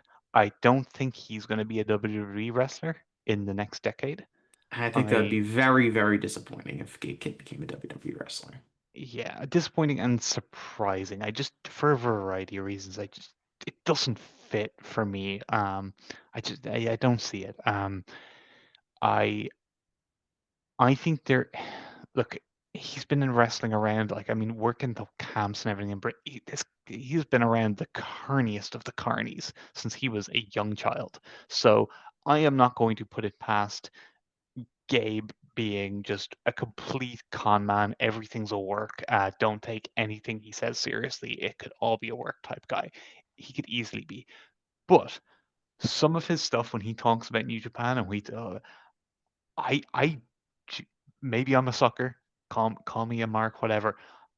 I genuinely believe a lot of that is genuine and that a lot of that comes from a real place. And I feel like a lot of what he went through meant, and I'm not suggesting any of that stuff was a work or anything. If it was, that would be horrific. But his his uh his mental um breakdown that he had a couple of years ago, and his issues that he brings up constantly and stuff in promos, and he's not shy about talking about that we saw very publicly on like Twitter and stuff, and different things. But uh, that stuff, the support that he seems to have been given by New Japan during that time, I think is something that in very much real life he holds a lot of loyalty to them for that, and I think he's gonna. I think a lot of that pro New Japan stuff comes from a real place. I think he he talked about when he was in hospital with that stuff that Tanahashi would call him every day, and how like that was such a big thing for him. And so I mean, if that stuff is true, and I would certainly want to think it is, and that's not part of a big work. If anything, if when I'm suggesting stuff might be a work, it's more the um, pro New Japan anti AW stuff. But the real life stuff, with that being true, as I would expect it would be, like that is gonna create like there's no way unless he's just I don't know, unless he's a bit of an ungrateful dick, there'd be no way that that wouldn't have a real life. impact on him and create a sense of loyalty to the promotion and create a connection with a Tanahashi, as your boss that you want to go out there and do the best for because they've supported you so much. So I like I think I find it hard to with that in mind. I find it hard to buy that he's going to just drop all ties to New Japan and be gone. Oh, Um, I wouldn't suggest that he was going to drop all ties to New Japan necessarily, but I think that Kenny Omega, Will Ospreay, and Kazuchika Okada also, had really, really strong relationships with New Japan and and I love was New I was just Japan thinking about them as I said that, and and wanted to yeah, support New Japan and do go to war for them and all that kind of stuff. well, we have seen Kenny go back. We've seen Oh yeah, Kenny and go and back. I I think would we be will and I see would not. Okada. I guess my point is that it just history tells us that if Tony Khan is really interested in Gabe Kidd, and I would imagine that he is going to offer Gabe Kidd a lot of money. And this is the wrestling business. Do you And think Gabe's at usually, that point yet, though? Do you think Gabe is that level? I don't think he is the yeah, I don't think Osprey that's 2023, Omega 2019, oh, Okada 2023. I think Gabe correct. has a long way to go before he gets there. Correct. Which is why I don't think that's going to happen tomorrow. That's why I prefaced it by saying 2 to 3 years from now. Yeah, and and I'm not sure Gabe is. I I don't know. Is Gabe the type of wrestler that's necessarily going to ever seem like that best in the world, generational, once in a lifetime kind of guy like those three did? Um, That's hard to say. I mean, he's number one in the 30 under 30. That's not nothing in terms of just where yeah, he's seen currently in terms of future star potential. In 2 or 3 years, I would be if he keeps wrestling for New Japan for the next 2 or 3 years. I think he will be given every opportunity to put himself into that conversation. And you have to look at two. how does any what is needed from a wrestler now to in the current environment of like if you look at how Osprey and Omega and Okada got to that level and the types of things that were rewarded by critics and fans that propelled their stardom to that degree. Does the environment, does the wrestling media, does like the tribalism that we have, is the landscape there for anyone to kind of become that level of a an asset? I think it is. I mean, in terms of tribalism, the only tribalism that I think really has a truly significant effect on the professional wrestling industry is WWE fans' hostility towards AEW. There's tribalism in many, many other facets. I'm not saying it doesn't exist anywhere else because it obviously does, but in terms of actually having an impact, I don't think that, like, for instance, like maybe New Japan Pro Wrestling fans being anti-AEW fans has, or maybe some AEW fans being anti-New Japan fans. I've never met one of those people in my life, but I'm told they exist in huge numbers apparently. Um, Jesse, you're I don't know if it's coming through on the recording or if it's just what I'm hearing, but you're coming through a bit crackly. oh, that might be my that I hope that's that'll be resolved shortly. You Um, sound okay now. yeah, it honestly might just be my voice from 3 days of wedding partying. Um, Oh no, it's started again. It's definitely not your voice. It's definitely I don't know, maybe resetting your mic or something like that. I'm not Uh, sure. yeah, it might. I think it might just be my mic. I think I might just be a little bit too close to my mic. Let me turn down my mic a little bit. Um, hopefully that makes sounds a little bit better now. Yeah, you Okay. sound fine now. It Yeah, might okay. just be when you raise your voice or something a little bit. Yeah. Um, anyway, to answer your question, I think it'll be different. The wrestling landscape has changed a lot since Kenny Omega or Kazuchika Okada first kind of emerged in best in the world conversations. But I think like a match like Kenny Omega versus Gabe Kidd, which was a match that a lot of non-New Japan fans paid a lot of attention to because it was, Kenny's first big match back from his surgeries and his injuries, and was at Wrestle Kingdom, and was definitely a match that I think if you were not a regular New Japan viewer, put Gabe Kidd kind of on your radar screen. Subsequently his work in AEW necessarily hasn't been like like he hasn't really stood out necessarily. But there's still plenty of time. I think he is going to become a bigger fixture on AEW television going forward. I don't think he's just around, um, for this build up to All In or to Forbidden Door. I think he's going to continue to be there. I mean, if you remember, Alan, like Will Ospreay was like a pseudo member of the AEW roster long before he ever actually signed with AEW. He was Yeah, going working, back to Orange you know, Cassidy match. And shows all the time for AEW. And Gabe, who I'm told has a significant other that lives in the United States, um, is going to be spending more time in the United States, and he's probably going to be, uh, I think he's been in LA based really like the whole time. I think like with the dojo being there, I don't know if I don't think he ever lived in Japan um outside of when he was there during the pandemic.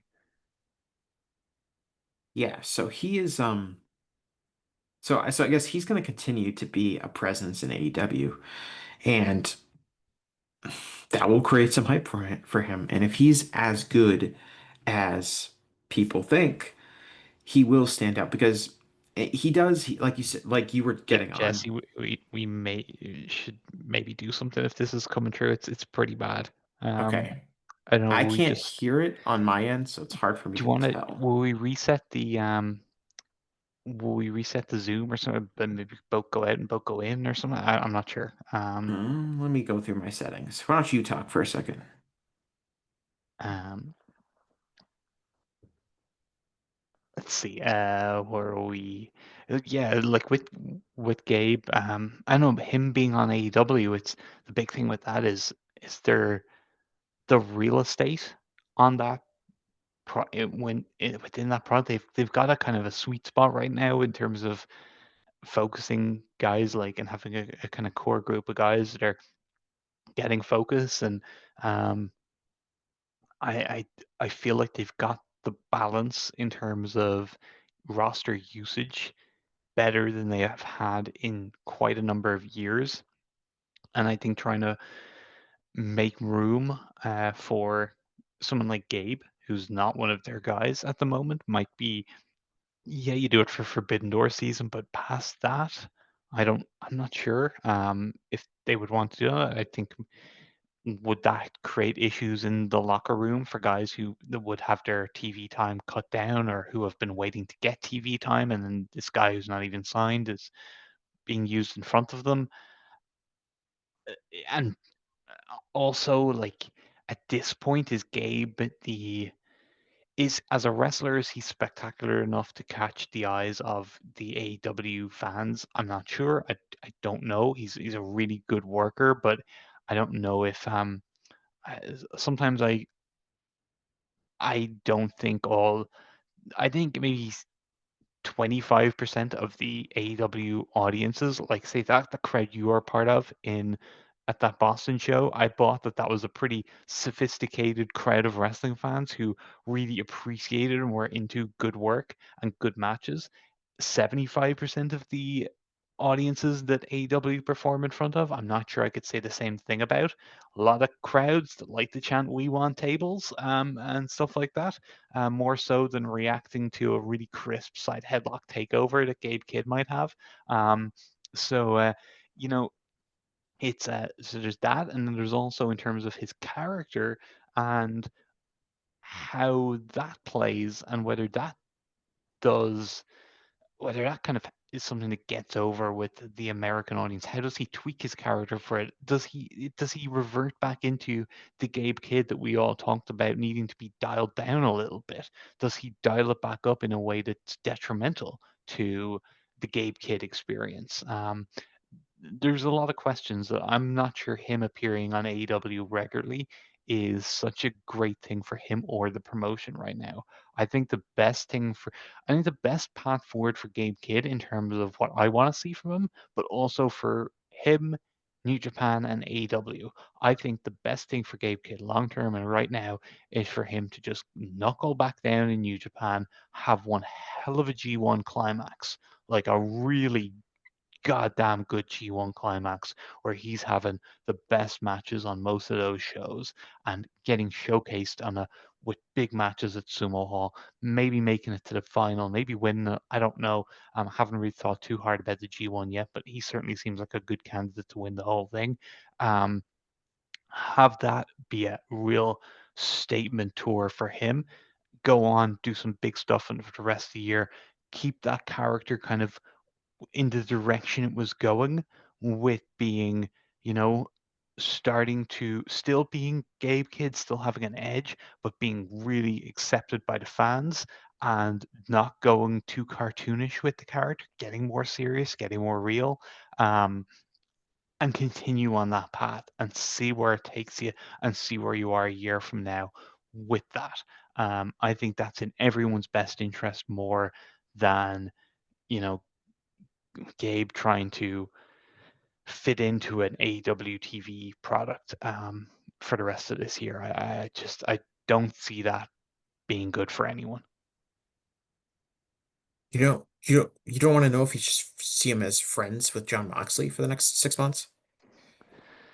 No, no, I don't want to see him having skits with the Young Bucks or having deep secret plans with the Young Bucks or anything. And just no, no, none. I don't think he's like if you listen to the reactions when he kind of came out on the pay-per-view and stuff like that, like that, I don't think I don't think a lot of AEW fans see him as a big star, to be honest. Oh, at this point, I think they definitely don't see him as a big star. It also didn't help that he was coming in for the predictable, Death Riders interference spots, which most fans have gotten annoyed with. I'd I'll be interested to see what he does at Forbidden Door and how much of that is a like a I don't want to say like a coming out party for him, but kind of like if he wrestles It's in the UK as well, which we have to correct. remember. And So I I'm think it's saying, going to be a real statement of what the promotions think of his worth. Whether they just have him as one guy, because we know Forbidden Door, there is just by sheer numbers of guys to fit in. They like to do big tags. They like their 6 man and 8 man tags on Forbidden Door. Is he just going to be one guy on the side of a big tag match, or is he going to have one of the I don't know, three or maybe four showcase singles matches on that show? I'd be very disappointed if he didn't. If we're not getting, mhm. I don't know if Eddie Kingston's going to be ready by then. It doesn't seem like it, but you never know. So Eddie Kingston, if he's available and he's ready and fit and raring to go, I think Eddie Kingston and Gabe Kidd is like absolutely the match you do on Forbidden Door. Like I wouldn't even consider anything else. But if he's not, and I don't think he is going to be, then there is some interesting matches you could do with Gabe. I think Gabe and Kenny too would obviously be a big deal. And the one thing with a UK crowd for Forbidden Door, you are going to get a hardcore wrestling fans, um, and you're going to get a very appreciative audience. Like if they did Gabe Kenny 2 on that show, like that would be like that would get a bell pop like Danielson and Omega. Like that's going to get the oh my god, this is a match we're here for in person reaction And I from that think that crowd in the O2. that that could be something that elevates Gabe's status Oh yeah. amongst AEW fans in general. If he goes out there and Yep. he has that kind of a performance in the UK with that kind of crowd investment. Um, but that's obviously wait and see. I would love to see a Gabe Kidd and MJF program. I would think it would be absolutely fascinating and might go horribly, horribly wrong, but There's that's what there's a makes road it. it could go down that would be yeah, it's a But dangerous but one. but wouldn't that be like at least really interesting to see, just from a like what could possibly happen perspective? There's a version of Gabe that I could see myself totally marking out for and getting so into and so behind in a feud with MJF. There's also a version of Gabe that I could see going war to war with MJF that would be so cringe and so turn off, and I would want nothing to do with it, and I want to just turn my TV off. It Mhm. could go two completely different ways. Yeah. And maybe that's why I want to see it so bad. Is because would be fascinated to see how that develops. Because they're two very strong characters, is what I would say. And Yeah. they might not mix In well. front of and behind the camera, it seems. Yeah. And they might not mix well when interacting, but it might be perfect. He just has, to me, he has like just this level of believable physicality that is lacking amongst a lot of wrestlers, especially younger wrestlers. And as you point out, and it's a good thing to point out, he's very experienced. He's been wrestling for over 10 years. He's wrestled in a lot of different environments. He was kind of like he was he was so young. He wasn't a big star on the UK independents during kind of like the UK No, indie boom. I don't But think I he ever was saw him wrestle. but he was And I went around. to a lot of shows. Yeah. But he was around underneath, you know, seeing a lot of that, working a lot of matches. So he kind of has that. It's not like he was, out there working, all these fly-in talents and stuff like the top guys were doing, but he was at least around working regularly. So he has a lot of experience. But for a younger guy, he just has this believable and I'll use the word physicality a lot, but just this physical aura and charisma about him that so many guys, especially some of these guys in New He's Japan, threatening. He comes yeah, off as threatening, in a like way Jay like Briscoe. yeah, that's the kind of thing that like Shota Umino is missing badly. And it's something I don't know if you can teach. I don't think you can teach. I think it has to do with your natural personality and how that kind of comes across as a performer in a professional wrestling setting. And it's kind of getting, I guess, rarer and rarer to see guys like that. But I just think it's something that not a lot of guys can project outwardly, and he's able to do that. And I think that's one of the reasons he's a very special talent. There are plenty of guys that I think have that kind of aura and end up actually being terrible professional wrestlers. It's not the only thing you need, but I think it helps them stand out even amongst a lot of these guys. Like to compare him to someone like Ozawa. Ozawa is extremely charismatic, but in a different way. And it's not necessarily like Ozawa's charisma is bad in a professional wrestling sense, but he doesn't give off the kind of physical threat that Gabe Kidd does. Ozawa is like cool and charismatic and knows how to work in front of a crowd and kind of get people to invest in what he's doing. All real positives in wrestling, but he doesn't have that kind of physical menace about him the way that Kidd does. Yeah, yeah, no, I would agree with that, and it is a rare commodity, like you say, and um, there are just guys who, um, and it can be just their background, their life, where they come from. Some people, you know how you're supposed to look when you're about to have a fight because they've had a bunch of fights and they've been in that environment and they have that credibility. And then there's other guys who are just kind of trying to look the part. Yeah. And it's I mean, just you not mentioned, natural to them. yeah, like you mentioned Jay Briscoe as like kind of like a typical example. It's an example that I know Joe Lanza brings up a lot, but like Jay Briscoe is like, Delaware farm trash. Like, and that comes across in his promos and in his charisma.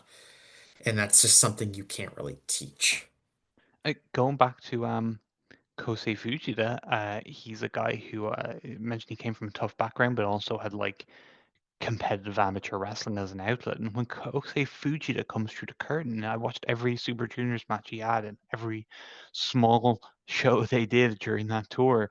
And every time he comes through the the curtain, there's a seriousness there and an aura that I gravitate towards with Fujita. And that's a reason why I've been so strong on him. And I think that's um, something that I know Joe and Rich Joe especially have brought up countless times that they're just not seeing it yet in Fuji. I think a part of that is because they may feel that Fujita has been talked up too much.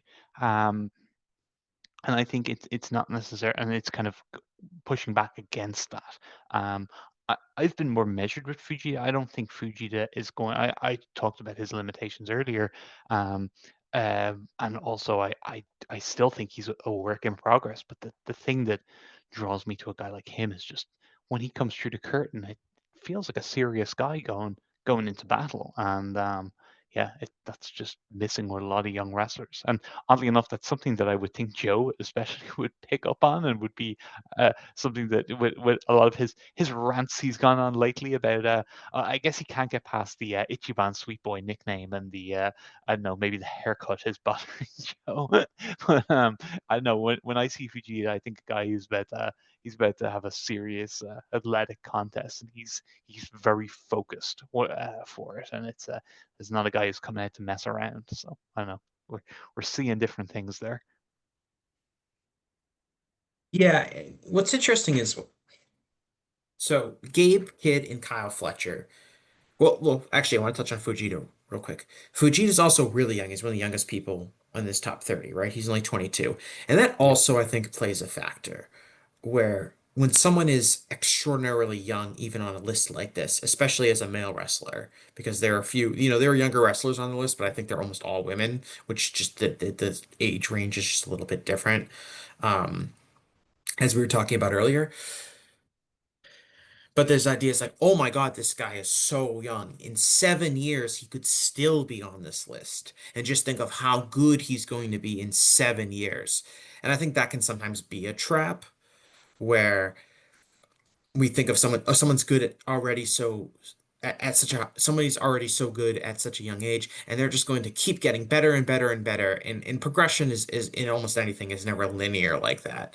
yeah. Um, Nick Wayne's probably going to hit that ceiling of mhm. okay, we've been touting, oh my God, he's going to be incredible in 6 years and 7 years, whatever it might be. But yeah, at what point does Katsuhiko Nakajima? He even kind of hit a ceiling as incredible as he was so young. It was like there was probably a point mid 20s where it was like, okay, what's next for Nakajima? And Yeah. he did And have kind of a late a kind of rebirth that came later, but then he hit the wall for a variety of reasons after that. right, and things like TV years wear on you, like Nick Wayne is going to be could be very, very, very stale as a performer by the time he's 25 years old. Yeah, very. Like that could totally happen. You talked about Fujita, like you talked about like Fujita's going to hit the glass ceiling in New Japan if he's not promoted to heavyweight. He could win the IWGP Junior Heavyweight Championship a bunch of times. He could win Best of Super Juniors 3 times. He can, do all that he can in New Japan, and he'll still be like 28 years old. And then That's it's what like, made okay, then Osprey what? so special, right? Because Osprey just constantly was evolving as a wrestler. Whether it was learning from when he's like his first couple of years in New Japan, he's just like incredible high flyer, dynamic kind of guy, and is like, okay, now he's wrestling Shibata, and he's figuring out how to be credible, going toe to toe with Shibata, and then like bringing that into his game, and like he was a guy who Osprey never let himself get stale. And I see Kyle Fletcher as being a similarly minded guy that I don't think Kyle's ever going to let himself get stale. I've been watching Kyle since 2017, and he feels like maybe 2016. He feels like maybe the freshest wrestler in the world to me right now. Um, and he's been like, and Kyle Fletcher.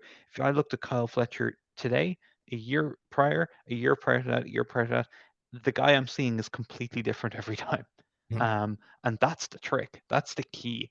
And I think a big part of being able to predict that a wrestler will be able to do that is by um, obviously environment makes it difficult. It's Kyle Fletcher has a bunch of routes that he could go as a performer in the environment he's in. Kosei Fujita, as we said, is in a very restrictive environment in the New Japan Junior division.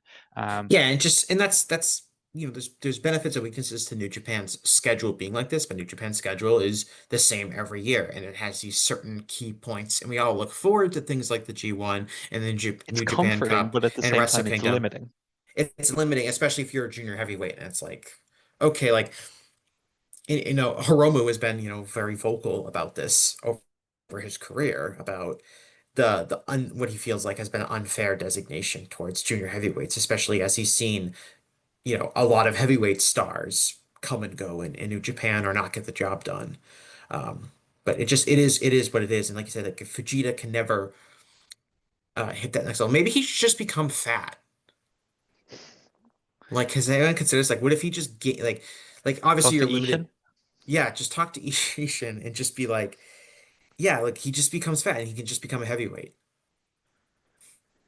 I think Hiromu has done incredible work in recent years in heavyweight style matches. I thought Hiromu versus Hanare is oh, that match was incredible, Jesse. I still Mhm. think about it, just how unbelievably great that match was. It came out of nowhere. Sometimes it's like, did that really happen? Because it seems it's not two guys you have connected up. Like Hanari got Mhm. injured shortly after that. And Hiromu's been doing Hiromu things. And it's like, Mhm. oh, you have to remind yourself, oh yeah, that match was incredible. But yeah, he's had it, and he had a couple others as well, I think. And yeah, he Hiromu, it's yeah, I'd like to see, and if ever there was going to be a guy that they'd just be like, yeah, you're too much of a star for this June, but they Ghetto still, even with Hiromu, it's like he won't fully pull the trigger on, And hey, they we're need they need someone like us too. yeah, it's wild. It's really something, but how just yeah, how stuck to his routine he can be, but it's whereas like, but there's positives to that routine, right? It creates quite a stable. Like I used the word comforting as a fan. It can be comforting, you know. I was just thinking earlier today. I was like, oh, G1 around the corner, and I kind of know what I'm going to get with G1. And I'm looking forward to it, and it's but with like AEW, um, the positive is that it's harder for Kyle Fletcher to get stale because AEW might be a completely different promotion in 2027 than it is in 2025 than it was in 2022, It just in will terms of probably have to be just yeah, by it's nature of its arrival. because I don't know, it's just less rigid. It's just the nature of like US television, and I don't know, it's there's more dynamic moving parts, I guess. Just the landscape changes and is a lot more turbulent, which can be which certainly has causes issues and problems as we've seen, and it makes it hard for momentum, and guys can fall back. It's just, there's a whole rake of issues that that environment creates. But it also allows for opportunities in a way that New Japan's more rigid environment doesn't. Um, I think, yeah, Dragon Gate has always had a pretty rigid environment in terms of their schedule and stuff like that. And now they're being forced to really tear that up because of a whole load of their buildings have closed down or being remodeled or stuff like that. And they've had to completely kind of rework their schedule, and they're going to have to do that even more next year. And it's causing them to kind of redo kind of how they do things and how they plan things and when they give guys pushes and all this kind of stuff. And Stardom, they've had different ownership kind of come in, and that's kind of given them a bit of a reshuffle. And Noah is constantly, I mean, like Jesus, no matter what, depending on what side of the bed Nosawa wakes up on, you could see like four different versions of Noah. They essentially do have four different. I mean, they have like the Monday Magic shows. Like when Go was around, he was doing the Limit Break shows, and it's Noah's wild. All Japan probably is like the most like New Japan in terms of being Hmm. And that's I spoke about this on my show that I just put up, but with Yuma Anzai, it's that the worry for him is that I don't think he has the um, environment around him in terms of people to work with to really get the most out of his potential. He's going to hit a Miyahara ceiling, and that's like being Kento Miyahara is no bad thing, but I mean Kento Miyahara ended up and has ended up just kind of wrestling the same guys over and over for a long period of time. Yeah, And I feel I think better about Anzai is gonna yeah, hit that. I feel better about Anzai with the direction All Japan. Oh, maybe people might push back on that because All Japan has become more of a comedy promotion. Um, I'd love to see Anzai get out and work. He already did an N1, like, which is crazy to think about. He yeah. did the N1 2 years ago, which is wild, and he was really good in it. But the more opportunities he gets outside of All Japan, I would be. But again, that's even all almost not as exciting as it would have been at one time because, like in 2015, you had like Big Japan was still awesome, and even like 01 would put on. Like there was I was places gonna for say guys to 0-1, go yeah. and do interesting things. And I don't know. I'm not really even sure kind of what like outside of like I don't know doing the Kenta Kobashi Fortune Dream show once a year and a You couple could do other some things. Osaka Pro shots. Work Zeus, get in there with Zeus, maybe. Um, yeah. Zeus and the Uh, Bodyguard and so Quiet yes, Storm. I, Quiet I Storm's think probably around. I think what we're kind of landing on, Jesse, is that like a big part in analyzing these talents' potential is kind of their environment that they're in and the chances of that environment changing, either them moving or the environment itself evolving and changing. And Well, that's I mean, we haven't talked about them at all, but like I'm really fascinated by Braun Breaker, and he didn't appear on this list. I voted him, I think, 27th. Um, but all of my apprehension towards Breaker is this guy's in WWE. I just don't know how serious I can take somebody that's in that company as a overall great prospect, despite the fact that I think in terms of just raw talent and potential, he is among the most intriguing prospects we have in wrestling. And it's yeah. entirely related to the promotion he's in. I'm I'm probably an extreme and a bit of an outlier and probably too much so to be a good analyst on this topic because I've basically got to the point with WWE and I really do thank them in the last week because they've given me the perfect I've struggled to kind of put into words and justify as someone who talks about wrestling kind of why I don't watch and I don't talk about WWE. I've never seen a Braun Breaker match, and like for me, that feels like it would have been a hard thing to justify. But they've given me the perfect way of justifying it, Jesse. When they now have a partner promotion with Slim Jim, where they will be putting Slim Jim logos on their tables, so that when people go through tables, they can say they've snapped into a Slim Jim table. I believe the Slim Jim tables made its debut during Money in the Bank. Oh, I have not fabulous! seen Well, it, but I heard that. Jesse, that now gives me the thing I can point to where I can say, when I talk about pro wrestling as a thing I follow, and a thing I talk about and as a thing I'm a fan of, um, that isn't it. That's something different. So like And the sex crimes, the selling its audience to Middle East propaganda, fact, authoritarian states, that wasn't a good enough it's not excuse. floating my boat, Jesse. The Not really Slim floating Jim my boat. No. tables, though, is what now you can say like, well, it's the Slim Jim tables. But it's a really good Mm. uh what's the word?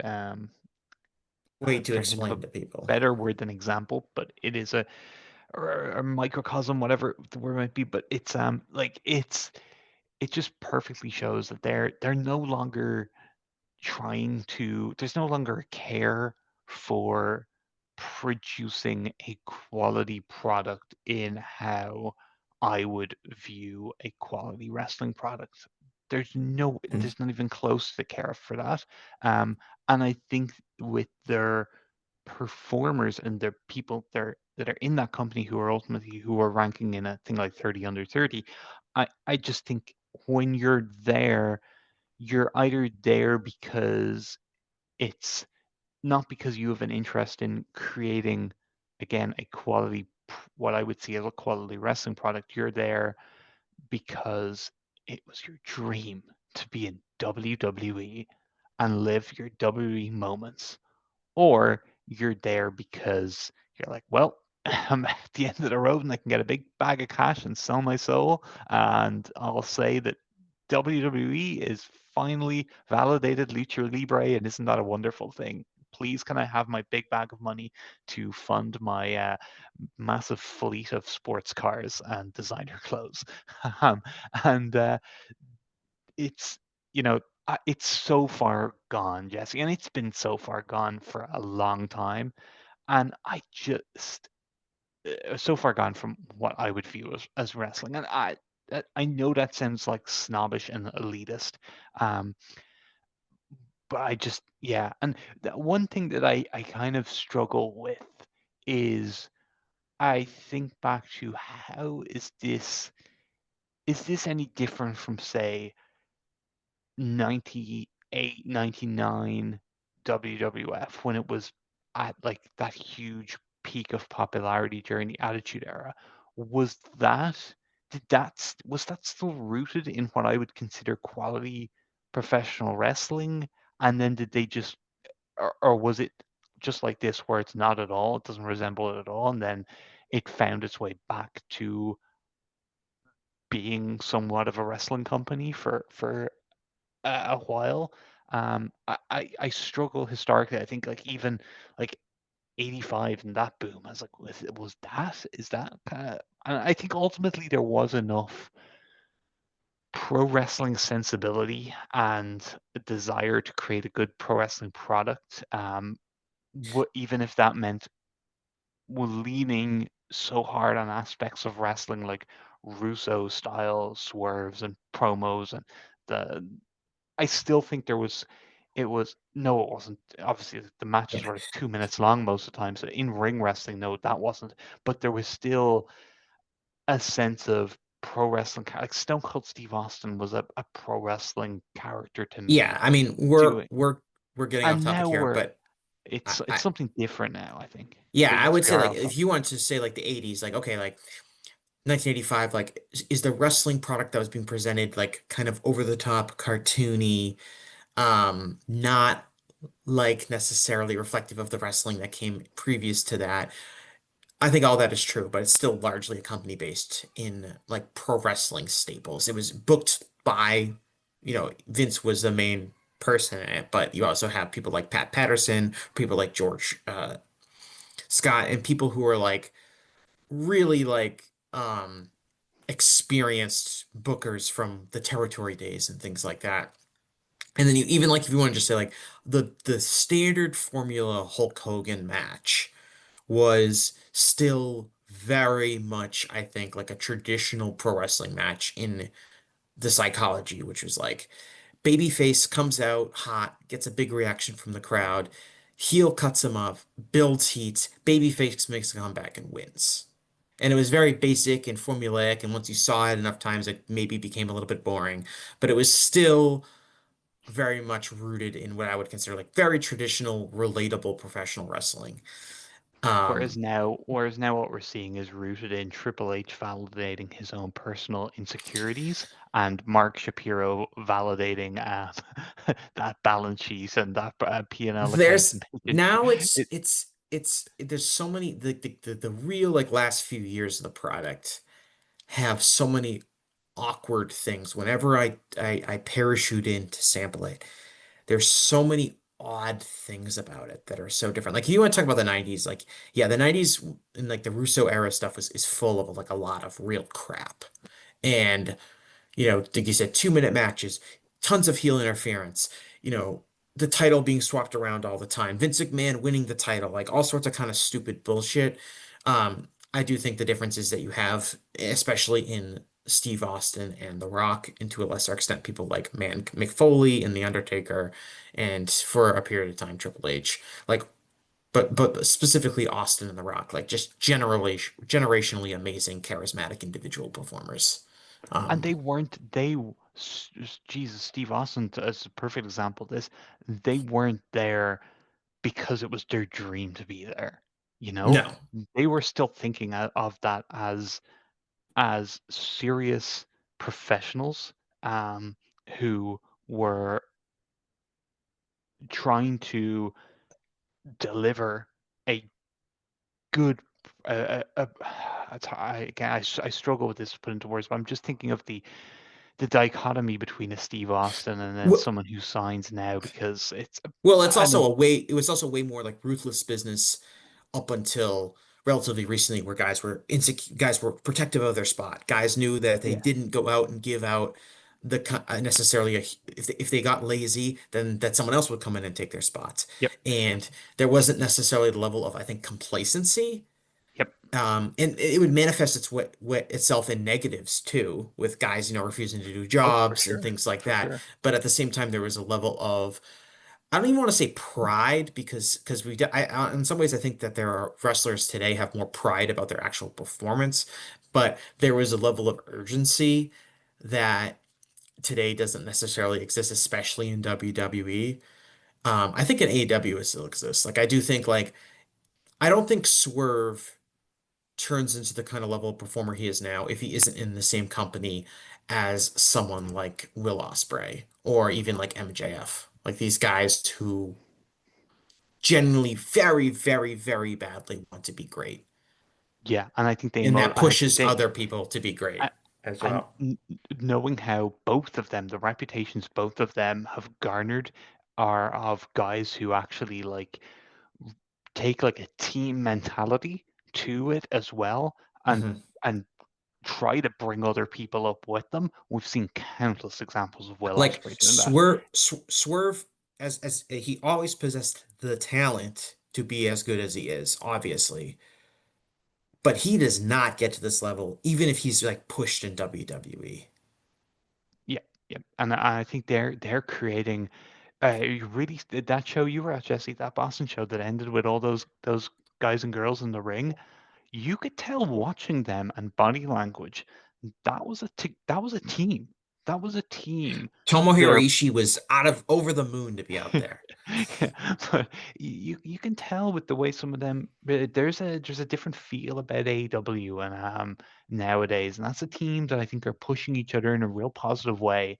And things I hear about WWE is like there might be some people who would have been like that, but they are now like sitting in their bus. And there's like no, you don't have the you've got the people backstage, and it's like a lot of that locker room. It's like Mhm. they're just all, I'm so happy to be here. Oh, I'm in WWE. Oh, what am I going to do? I need to make. I'm going to practice my entrance now, and it's just kind of, Yeah, and then you've got people who might be like a rallier of the true and like, but they're just sitting out there. But there's not that Mhm. camaraderie and stuff. It is the vibe I hear, and um, When I uh, watch WWE, like when I parachute in, and the reason why I think you're getting at, which it just like it feels so much like it's even if it was not, even if it was a very different version of pro wrestling, like under Vince McMahon for all those years, it still had some pro wrestling roots. And the way it feels even more different now is when I watch it, it just seems like everything is geared towards like social media and trying to present this product as cinema, not real. It's just whether not through real. There's no yeah, authenticity. even There's nothing natural about it. just like they do this thing now, which I don't hear a lot of people talking about, but it's very obvious if you don't really watch WWE and then you might watch a match here and there. They do this thing where if a wrestler is going to go to a move for a move and it gets cut off, they'll zoom in like on the wrestler so you can kind of only see like the wrestler and that's kind of it. And then like let's say like let's say Roman So Reigns give me is an example with a move, like let's Roman Reigns is visualize going to this. go for his spear, right? Yeah. And so the camera would zoom in on Roman Reigns, so you can kind of only see his spear, him, and then he Okay. starts running, and then like let's say he was wrestling Seth Rollins or someone, then like Seth Rollins would give him a super kick, and it gives off the impression like that you can't see Seth Rollins. You just see Roman Reigns, and then his foot comes flying in and kicks him. As opposed to like if you're watching it like with just the hard cam, and you could kind of see like Seth Rollins going for the super kick. And it gives off the impression, I guess, that like, oh, it looks like his the kick came from out of nowhere. But if you start watching it, you realize this becomes a tell that this guy Yeah. actually isn't going to hit his move. Or And Cody Rhodes is instead of say when you watch New Japan, you have wrestlers having a wrestling match and a production team following them around, correct. moving with the tides of the match and trying to capture it as it happens. Whereas when you watch WWE, you have people setting up things for cameras, knowing they'll be in the position, they'll be like working for the hard cam as it's always talked about. And there's positives to that, don't get me wrong, but it's talked about as this like um elite technique that you need to go to WWE to learn, and it's like I'm not even sure it's actually a positive. I think And it's this isn't even yeah, and like this isn't even like working to the hard camera. This yeah, is this is like a level they're above. just filming it in just a way that makes it feel really inorganic and fake. To you, But I can see somebody who isn't necessarily a fan of pro wrestling and doesn't have a lot of experience watching pro wrestling, but has an experience from a film and editing background, thinking this is a great way to film this unique product that I am now hired to film. yeah, yep, That's what and how it comes across, and that's just one thing. I mean, when I go and see like, the other things that stand out to me are I wrote about this. I watched the Kevin Owens versus Sami Zayn like street fight they had in I think it was in Montreal or something. It was in or Toronto, one of the shows they had earlier this year that Dave gave 5 stars to, and I would say it was probably not on the level of like Misawa versus Kawada. Um, but like there was one fan in the front row who was like super distracting because all they were doing the entire oh, I time heard you talk about was this. Yeah, yeah, that making sounded these awful. really dramatic over the top faces because they desperately clearly wanted to be like the Undertaker like streak meme reaction guy, like the guy with the glasses And who has his that's mouth the most open. worrying. That's the most worrying thing about these things we talk about for WWE. Like it's easy for me. Like I'm totally fine. They can do their thing, and I'll just ignore it. That would be great. My worry and my fear is that it gets so it just becomes their tentacles spread so much that you get fans behaving like that, and then Hmm. when I'm watching an AW show that I'm otherwise enjoying, and then there's like things with the fans are doing that The are just WWE fans are massively there. annoying. It's Yeah, not it's even it. WWE. It's not even WWE fans. It could just be just fans in general that will I don't know go to whatever show or just fans in general, and then they just they just that's they pick up those annoying habits. Yeah, and that's The that's the problem with WWE being like the worldwide leader is that and you they see it in with the some ways will set the standard that will unfortunately, no matter how hard we try, influence other wrestling companies that we do want to watch.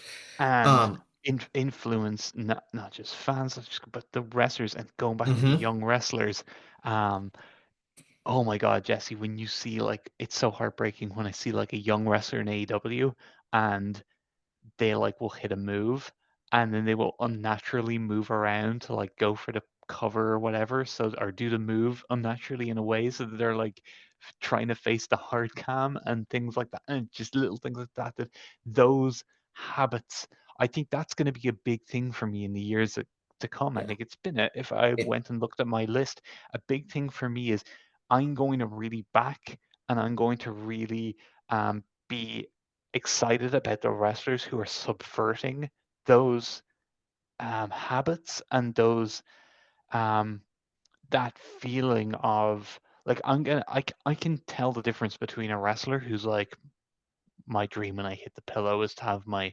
WrestleMania moment, and mhm. a wrestler who doesn't give a shit about that and just wants to be a really good wrestler. And God, I would kill for more Callum Newmans um, than the opposite. Callum Newman did an interview, really just like Callum. God bless him, he hasn't. I don't think he's developed the unlike Gabe, who I talked about earlier, as I'm not entirely convinced that Gabe's not like a total carny from like being around the wrestlers he would have been around from when he was 13. Callum is like, I don't think he's able to hide just being authentic Callum. I think what you see is what you get. And he did this really fascinating sit down interview on a soccer pitch with Chris Charlton before his Don Taku main event, and he was just talking about like it was just real honest and earnest, and he wasn't like making a big statement. It was just he was having like kind of trail of thought conversation like we are, and he just came out with uh something about like how he wasn't interested in like kind of telling a guy like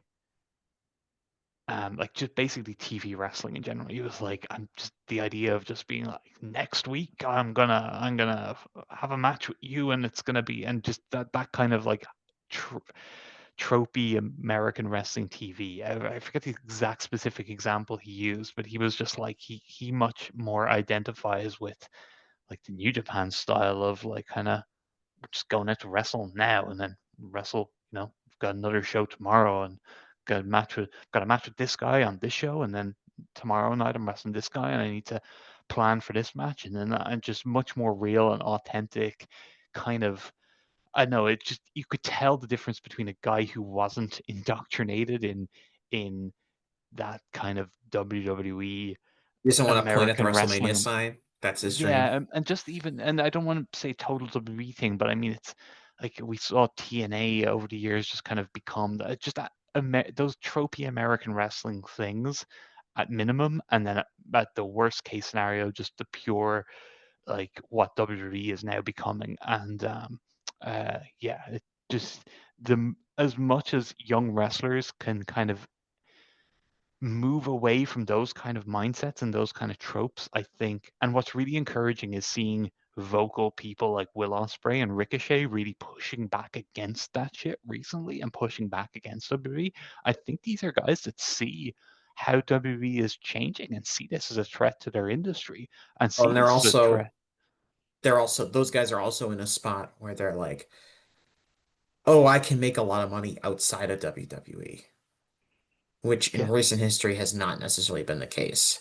So a guy like Will or Ricochet, especially a guy Ricochet who was in WWE for a very long time, can say like, well, he's now in a position where he's like, well, now I'm making probably the most money he's ever made in his career. And AEW has been around long enough where I think people can feel secure, like it's not just going to go belly up any second, despite some people's protests that it's about to. And I think that, but I agree that it's important to kind of push back. The only reason I brought up Braun Breaker was I said was Sorry, basically yeah, it because led to a whole. yeah, no, that's okay. Was I've had that that all. I've had that all just waiting to come out look, for years, Jesse. I've kind of avoided it, but it all just spewed out on your and show. I think, and I say this genuinely, now the flagship might have something to say about this. I think my show is the most anti-WWE show that actually does talk about WWE. Because there's plenty of hosts that host podcasts that don't care for WWE at all and hate WWE, but they might not cover WWE at all. I talk about WWE, but I honestly feel like my show is the most like is a total safe space for like basically all WWE bashing, and I'm unashamed of that. Um, I pay attention. I know what's going on. I You're I not don't worried watch about every week. ruffling the feathers of the WWE fans and them coming at you, Jesse. No. That's not what my show is for. That's not who my show is for. I'm not trying to get What rich if what doing if all this. your subscribers, your WWE fan subscribers, go away? I can't imagine I have any. Like I can't imagine like I can't imagine I have like I was thinking about that. Like what if someone was tuning into this show and they were like 2 hours in like this is great and then it's like oh he's bashing WWE again. Click. Like I I do have feel to. sorry. Like it must be tough if like this literally was like your main income and like your kind of life is supported your family or whatever, and it's like you're having to deal with the whims of these insane WWE fans. I'd Oh rather God, I like say this. I say this whenever I read like some of those Ringer wrestling articles that are just like shameless WWE PR. And I will say this, and I mean this with absolute sincerity. I would rather not have a job. I'd rather be poor than do that. I would not, I could You'd, not you'd like rather I go take work at the mill, as Joe well, Lance would say. I like well, here's the thing is I take my actual profession really, really seriously. And I would genuinely not feel good about myself if I was stooping that low to do something like that. And I know these people that are doing that are not getting rich doing that. They're doing it because they want to be a WWE influencer in some ways, which is something that I will never strive to That's be. yeah. That there with that one. I was thinking even more like just like someone like Dave, for instance, or Wade, who like they have like good, well built businesses Yeah. over the years, and it's like, but still like they have it. They have to kind of consider well, they don't have to, but they naturally do kind of consider how a huge part of their probably subscriber base and just their even non-subscribers, just the um, reputation they build up out there, and we've seen how damaged Dave's reputation has gotten, and it's like, and he's been, I think a lot of people would say he's gone too easy on Well, that's the WWE. thing with Dave. That's the thing with Dave is I think that Dave is chasing like a ghost in terms of Yeah, like he may as well have just kind of been burying them the last like 10 years yeah. nonstop, and he'd probably be in the same position. In fact, there's probably people like who would probably support him more because of, I don't know, it's so weird. I'll tell you this. I read John Pollock had an excellent article that was published today, just talking, it wasn't super long, but he was just talking about, how this R-Truth situation unfolded and kind of what does that say about Paul Levesque? What does it say about WWE? What does it say about them? You know, the fan base's willingness to kind of push back on stuff. And I was reading this and I was like, this is the kind of really sound analysis Yeah, John's great. about the company that I feel like Dave used to do, and I stopped subscribing because I feel like I didn't get it. Yeah, Um, John does a really good job. I'm sure John gets like, I'm sure he gets shit whenever he dares to say mhm, anything bad about and he mhm. probably just, waves it off. But at the same time, John's, he's this is his source of income. He's supporting his family Yeah. doing this, but it's got to be stressful, because you're dealing with a very volatile fan base. So yeah, Yeah. But the reason I brought up Breaker was just because I think if Braun Breaker was in any other wrestling company, and I mean pretty much any other wrestling company, I think he would finish in the top 10 in this ranking. would he fit? I haven't seen him wrestle. Would he fit well in a Japanese wrestling environment, or do you think he'd need like a Yes. year training in a dojo to? Oh, like okay. Like if he was just transported into like, oh, he WWE cut him and then New Japan signed him like right now. If he was put in the N1 this year, like Tavion Heights was put in it last year. I think he would do really well. I don't know that much about like what his because I've only ever seen him in the WWE environment, and a lot of it is just like he looks the part of being a Steiner, and it's like, oh, a Steiner in Japan, they're gonna kill it. Um, I like that. Just that part of that is me projecting that just based on who his dad was and who his uncle was and kind of what their legacy is. But he has. We talk about like I think like Gabe's physical aura and menace. I think Breaker has a similar level to that while also possessing just incredible athletic gifts. I mean, he on He paper, sounds like the type of wrestler I'd really enjoy. he yeah, the problem is he's in WWE, which is like a company Yeah, that's gonna do at least, but um he's very explosive. He's got power. He's not as big as Scott or Rick was. So he's not that tall. He's maybe 6 feet tall and maybe like sounds like he'd have 200. he'd have done well in 2015 Big Japan. Yes. I mean, I just see him and I'm just like, this is not only he has very natural in-ring instincts and he's got a look and he's got a physical presence and he's an incredible athlete. I mean, I don't think people understand. So he how good of an athlete he is, at least on paper. And this doesn't necessarily mean that much in a wrestling ring. We've seen plenty of people with incredible athletic backgrounds look like total clueless klutzes in the wrestling ring. But so he did he did his pro day, which is when he was trying to make the NFL, and he played at a small college um, as a running back, and he wasn't invited to the NFL Combine, which is what like all of like the top draft prospects get drafted to. But he had a pro day, which is where scouts who are maybe interested in you come and watch you do all these various exercises. And I he, love American sports. So yeah, weird. yeah. So he did his 40-yard dash time, which is like the signature thing for a lot of college football athletes, especially your wide receivers, your running backs, your defensive backs. Basically, this it's the standard for how fast can this guy run, how quickly can he accelerate, how explosive is he. And his 40 time would have been in like the top 5% of all running backs who were at the NFL draft combine. So even amongst elite NFL draft prospects, he was one of the fastest people. He also, another exercise they do is like the bench press, where I think it's 225 pounds. They see how many times you can rep 225 pounds. And his bench press was in the top 5% of all NFL draft prospects, which is crazy because we're talking about, linemen that have 100 pounds on him. So he was simultaneously one of the most explosive, fast players and one of the strongest players amongst a group of extremely elite athletes. And so he really legitimately, I think, is just on terms of like raw pa on paper, like how fast can this guy run? How high can he jump? How much can he lift? Like one of the best athletes we've ever seen get into professional wrestling. And he's Couldn't and hang he's with me also in the kind of a swimming pool, natural. Jesse. I bet you he's one of those. He's like Jumbo Saruda. He'll take up swimming, like, and he'll be swimming at Olympic level in a short period. Did But Jumbo did Jumbo do that? yeah, I think Jumbo was like He Jumbo got was into one of, swimming? I didn't realize. maybe he was a swimmer first. I know he got into Olympic wrestling like late and ended up becoming like Olympic level wrestler in like a month with like a year of training. But I'm pretty sure he was like a really good swimmer with Interesting. limited training. But Yeah, yeah. I'm always fascinated by wrestlers who are like really good at other sports and stuff.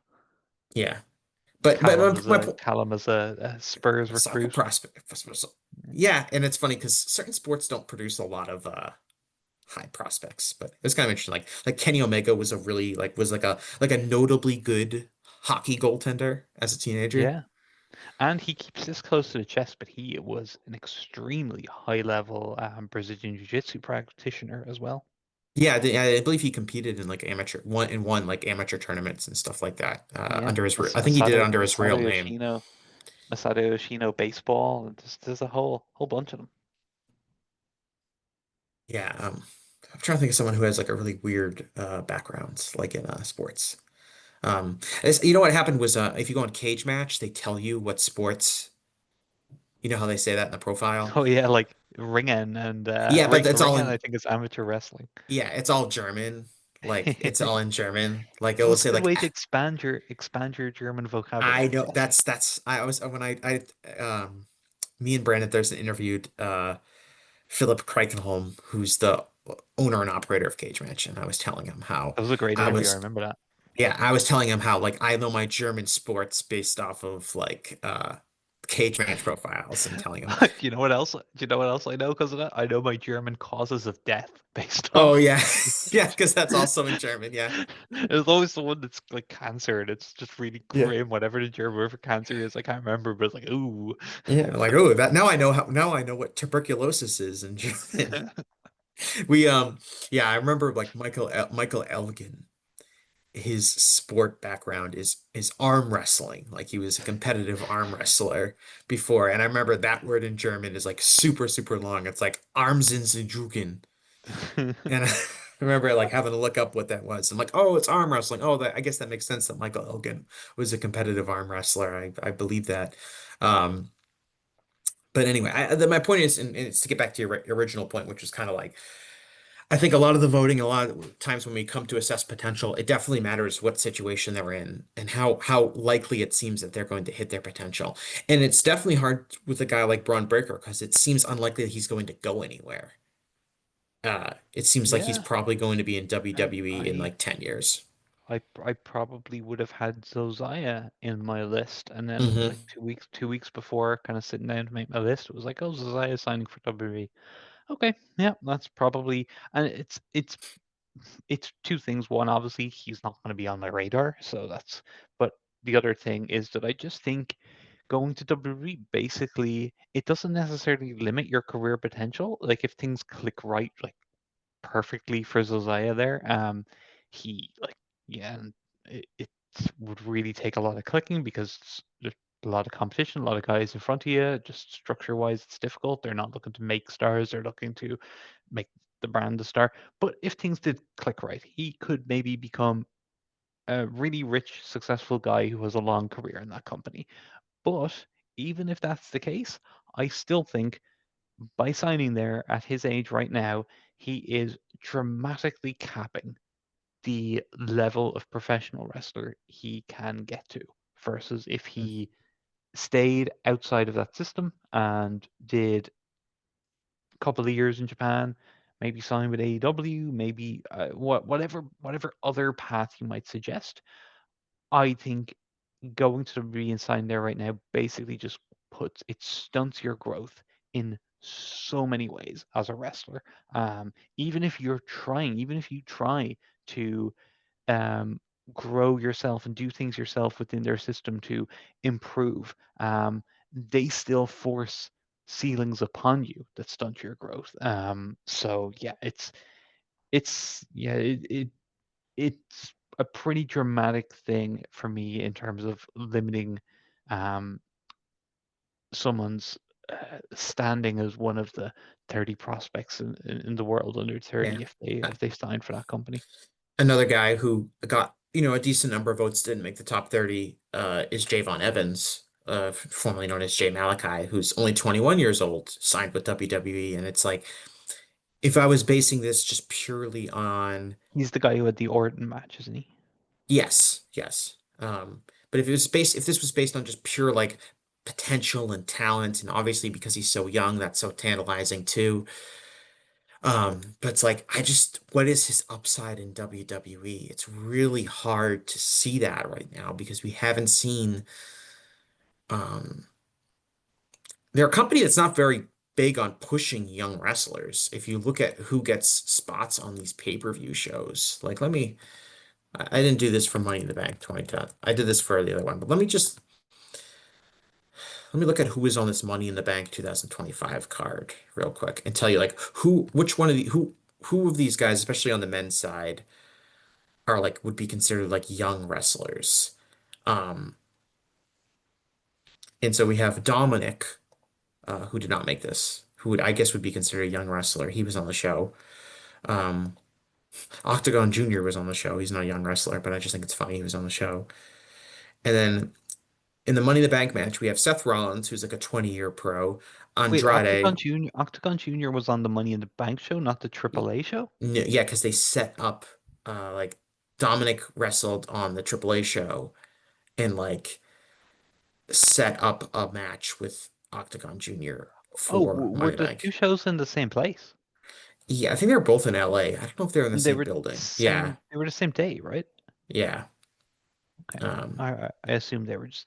oh, I can have the Actually, here's. Do you want me to read the Wikipedia breakdown? I'm sure people would love me to hear this. go for it.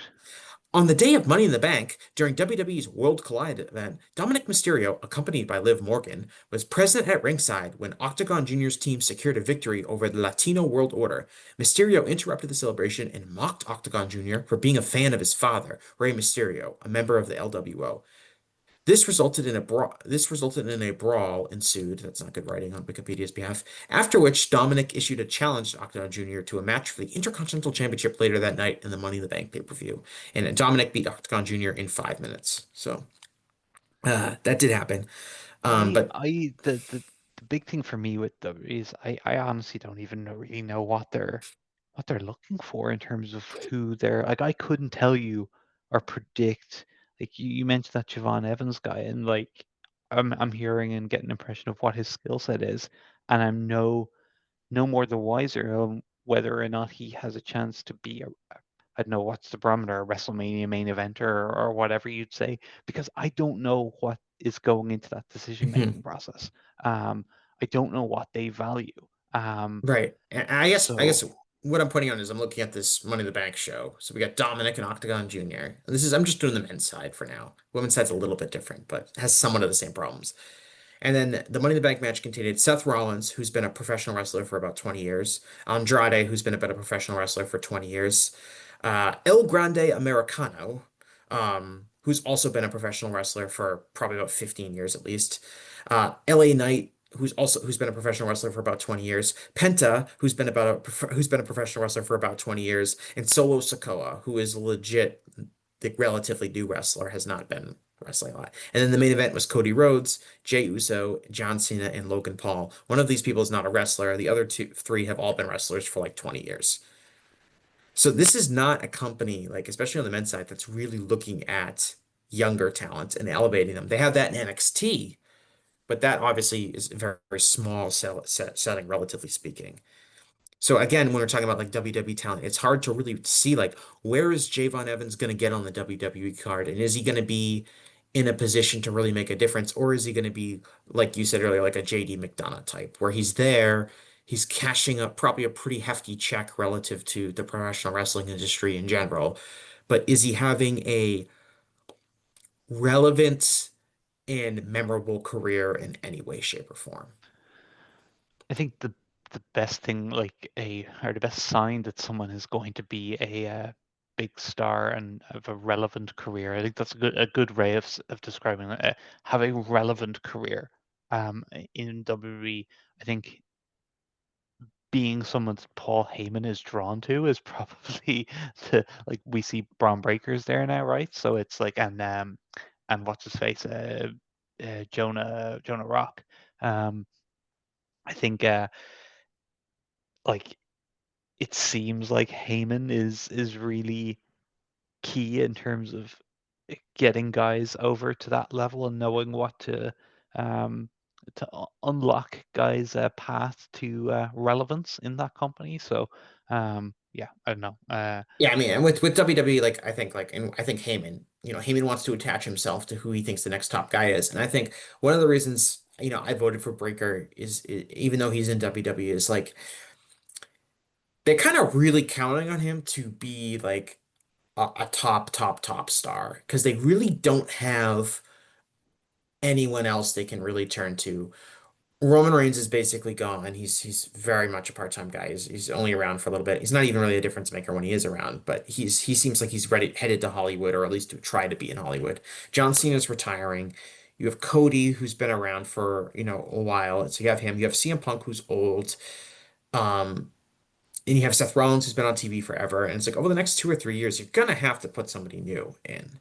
And they just don't have a lot of guys that can fit that. And Breaker is young and he's not overexposed, and he's kind of been put on a star path ever since he debuted in NXT, and it really does feel like he is on the same kind of trajectory that they had Roman Reigns on, where it's like very clear that this guy is going to be pushed as a top guy. I think Breaker has a lot more potential than Roman ever did.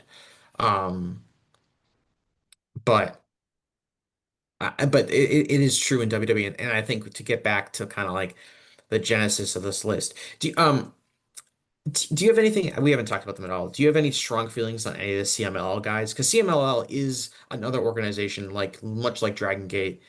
Um, Oh God, did they even? Yeah, probably if I said like earlier that maybe Dragon Gate are the best you in said terms of New pumping out. Japan had historically the greatest Yeah, uh of I'd like probably at generating its still. own talent. I almost said, well, what about CMLL? I'm sure some people listening to the podcast were I think New screaming into Japan. their I think New Japan probably historically, I'd still stand by that in terms of a kind of the biggest and best stars. I think CMLL in terms of quantity is probably because the way CMLL does it is they have, and this really comes together in that Torneo Escuelas that we saw in Mhm. February, I think it was.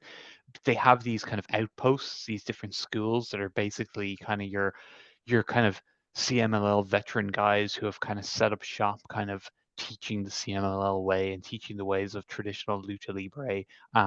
be it like Ray Cometa, and I'm not Yeah. sure what. But just real I quick believe for people Cubs who fans. Yeah, for people who don't know, this is like kind of like almost like a round robin tournament that they have every year with young wrestlers from different parts of Mexico. And there's kind of like a Yeah, CM, my understanding is there's different like a school districts yeah, essentially. there's like a yeah, and there's like the main CMLL one that's kind of like the babyface, like the Hontai, the home team kind of Well, group. I And don't then know. there's I is wouldn't say it was that. I think, okay, are you thinking like, so it was like Mexico City was, but then that okay, is where yeah. Arena Mexico is based, but I don't think that's any more. I think that was the babyface because the shows Hmm. were in Mexico City, the big Arena Mexico shows. So that's why they got a lot of support.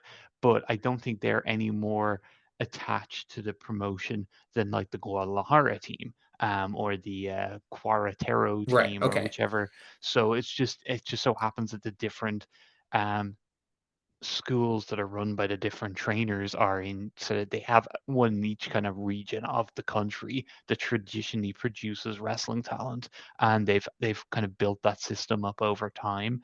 um and it just pumps out so many guys. Like there was a bunch of guys on those or on in that tournament that were like, okay, this guy could definitely be like a guy that they could use, but it was like, okay, who do you kind of cut from the regular rotation to make room for him, because there's already kind of an overabundance of guys that they have, and that's what people point to when there's the thought of maybe CMLL losing a bunch of guys this new WWE Mexico invasion.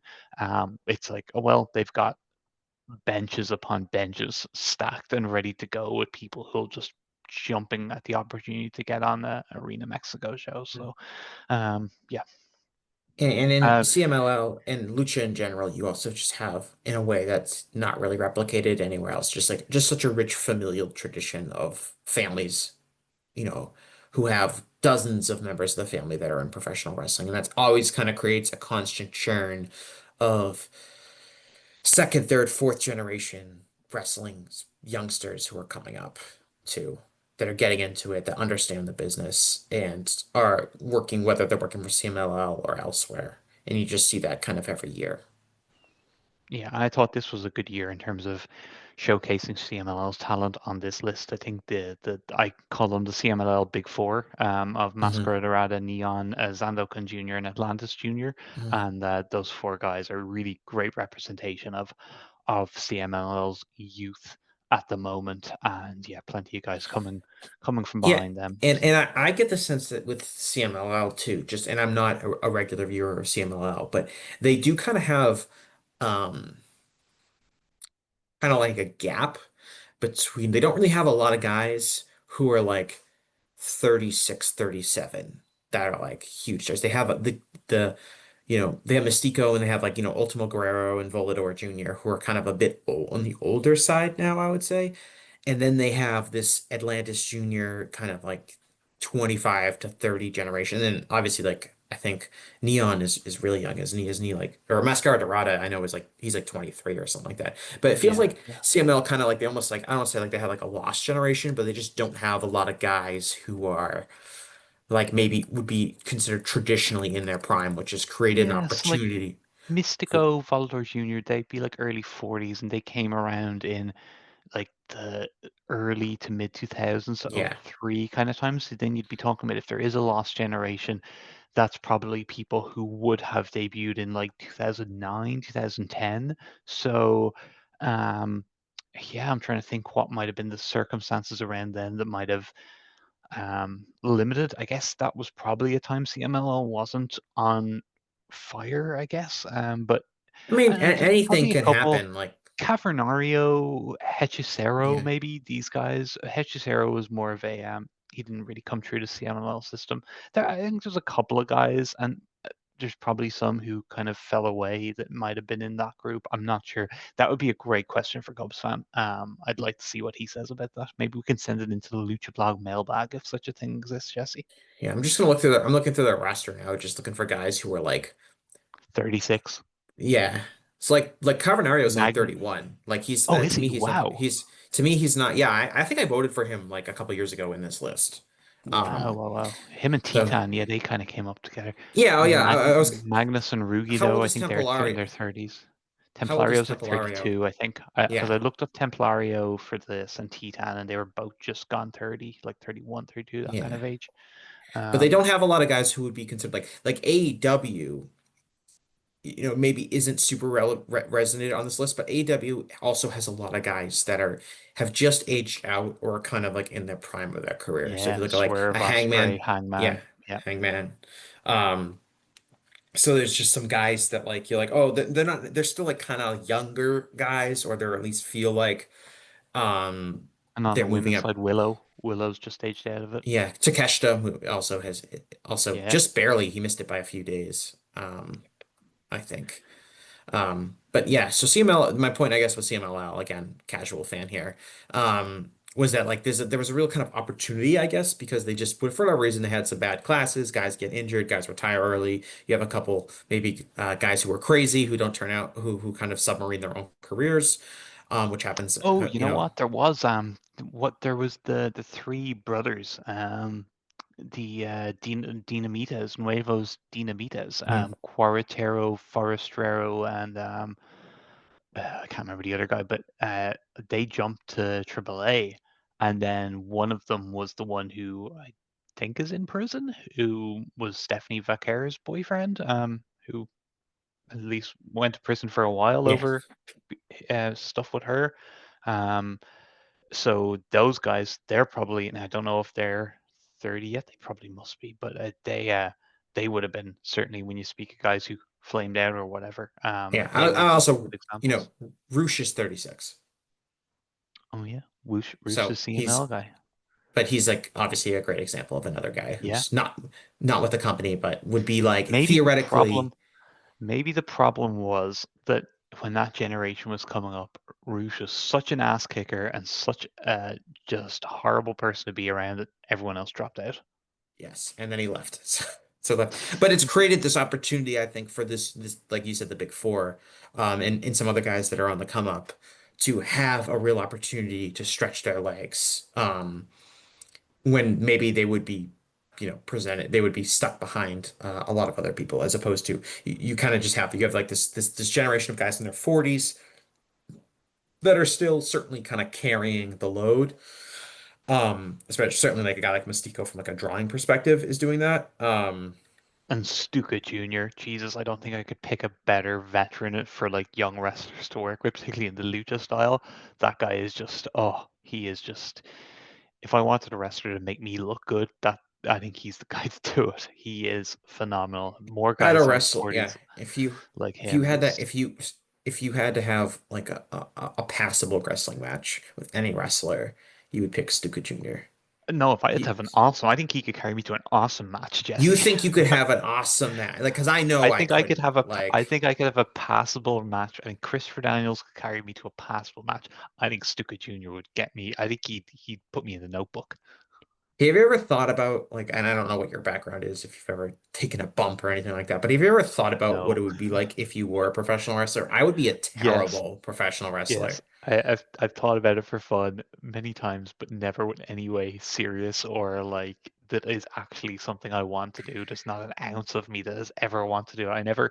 I never sat in the empty seats before a WXW show staring at the ring being like, maybe one day I should. No, not even a hint of wanting that. I've said this before, but I think like if I absolutely had to be a professional wrestler, I think I could be like I think I could be with training a passable indie level like really really shitty undercard heel that like Yeah, it's the thing where you think you have such a good mind for wrestling that you could let that carry you. It's just I like think I think if I could just be a character, like, and I'm talking about pretty low level, like a local indie undercard heel, but like where like my entire offense would be oh, I kind of want to be like the honky tonk man. Like my entire offense is going to be like just like raking stalling. people in the eye and yeah, stalling, eye pokes, low blows, back rakes, like nothing that requires any actual talent. And Oh, do you know what I do? I do I'm that also deal where taking you rake their eyes across the top rope. Brett and yeah. Owen used to do that. And like um yeah, I do the thing where like like you take the sole of your boot and you like twist backwards on their forehead, like you're twisting their skin. Oh yeah, the Eddie deal. That's a good Yeah. one. Yeah, yeah. Like some, and then I would also I would take like 0 bumps too, because I definitely couldn't take a lot of bumps I convincingly. think I could work the leg pretty good. I think I Just could work the leg pretty good. I I'm think just I'd do that flare thing where I'd put yeah. their leg in between mine and I'd drop down with the knee. Do you think you have like the projectable charisma in a live setting to do that like well? Because that's a No, big Jesse. thing. No, I do not. I Because could like do it to a degree that I think I'm doing it well, but if I was on the other side watching it, I don't yeah, think that would necessarily be what because other that's people are like saying. because I think I could execute some like very basic wrestling moves, but I don't think I could do it with the kind of outward charisma that like any like passable professional wrestler is capable of doing. Um, So we've come to the end of the show where Alan and Jesse are now uh, uh, assessing their own future as potential pro wrestlers. I think The future of wrestling is so bleak that we're now considering, are we the future, Jesse? Me and you. well, I will not I no longer qualify for the 30 under 30, sadly. I So know. As of last week, I no longer qualify for the 40 under 40. yeah. Um, so yeah, no, I do have to wrap this up because this has to be under I three do hours. too. Otherwise, Rich Cranch yells at me. I'm knackered. Okay. All right. Do you have anything you want to plug? I know you did a show recently where you kind of dove a little bit deeper into like the details of the 30 under 30. Yeah, yeah. I went through my list, my personal top 30. I talked about the big time Dragon Gate show at Corkin last week, which was incredible, one of the best shows of the year. I talked about the best Super Juniors finals. So some of the topics and guys we've talked about in this show, I went into in detail on that show. It's just me doing solo audio on that one. Um, and yeah, the next show I'm going to do, which should be in about 2 weeks or so, I'm really excited about. It's someone who I think a lot of people will be familiar with from wrestling social media over the last few years, who has never done a podcast and who is, I know, going to be an awesome podcast guest because I've had many real life conversations with this person. I think they're one of the funniest, wittiest, and most knowledgeable wrestling fans there is, and they have a great topic to discuss with me that they are going to be very well versed in, and that I think I will be very well versed into, and I'm very excited for it. So it's yeah, I think a lot of people will be excited when they see that podcast drop as well. It's not Rover before anyone gets really excited. All right. I want to thank Alan for joining the show. I want to thank for all my listeners, and I'll talk to you again after a while. Bye-bye. Hey kids, do you like wrestling? Well, we like wrestling too. We are Shake Them Ropes here on the Voices of Wrestling Podcasting Network. Myself and Chris Novembrino kind of doing a lazy river of wrestling criticism, going through the news and whatever happened in stateside television wrestling. And also, you know what? Sometimes we just like to watch old stuff and talk about that too. Love for you to give us a listen if you haven't already. We are Shake Them Ropes here on the Voices of Wrestling Podcasting Network.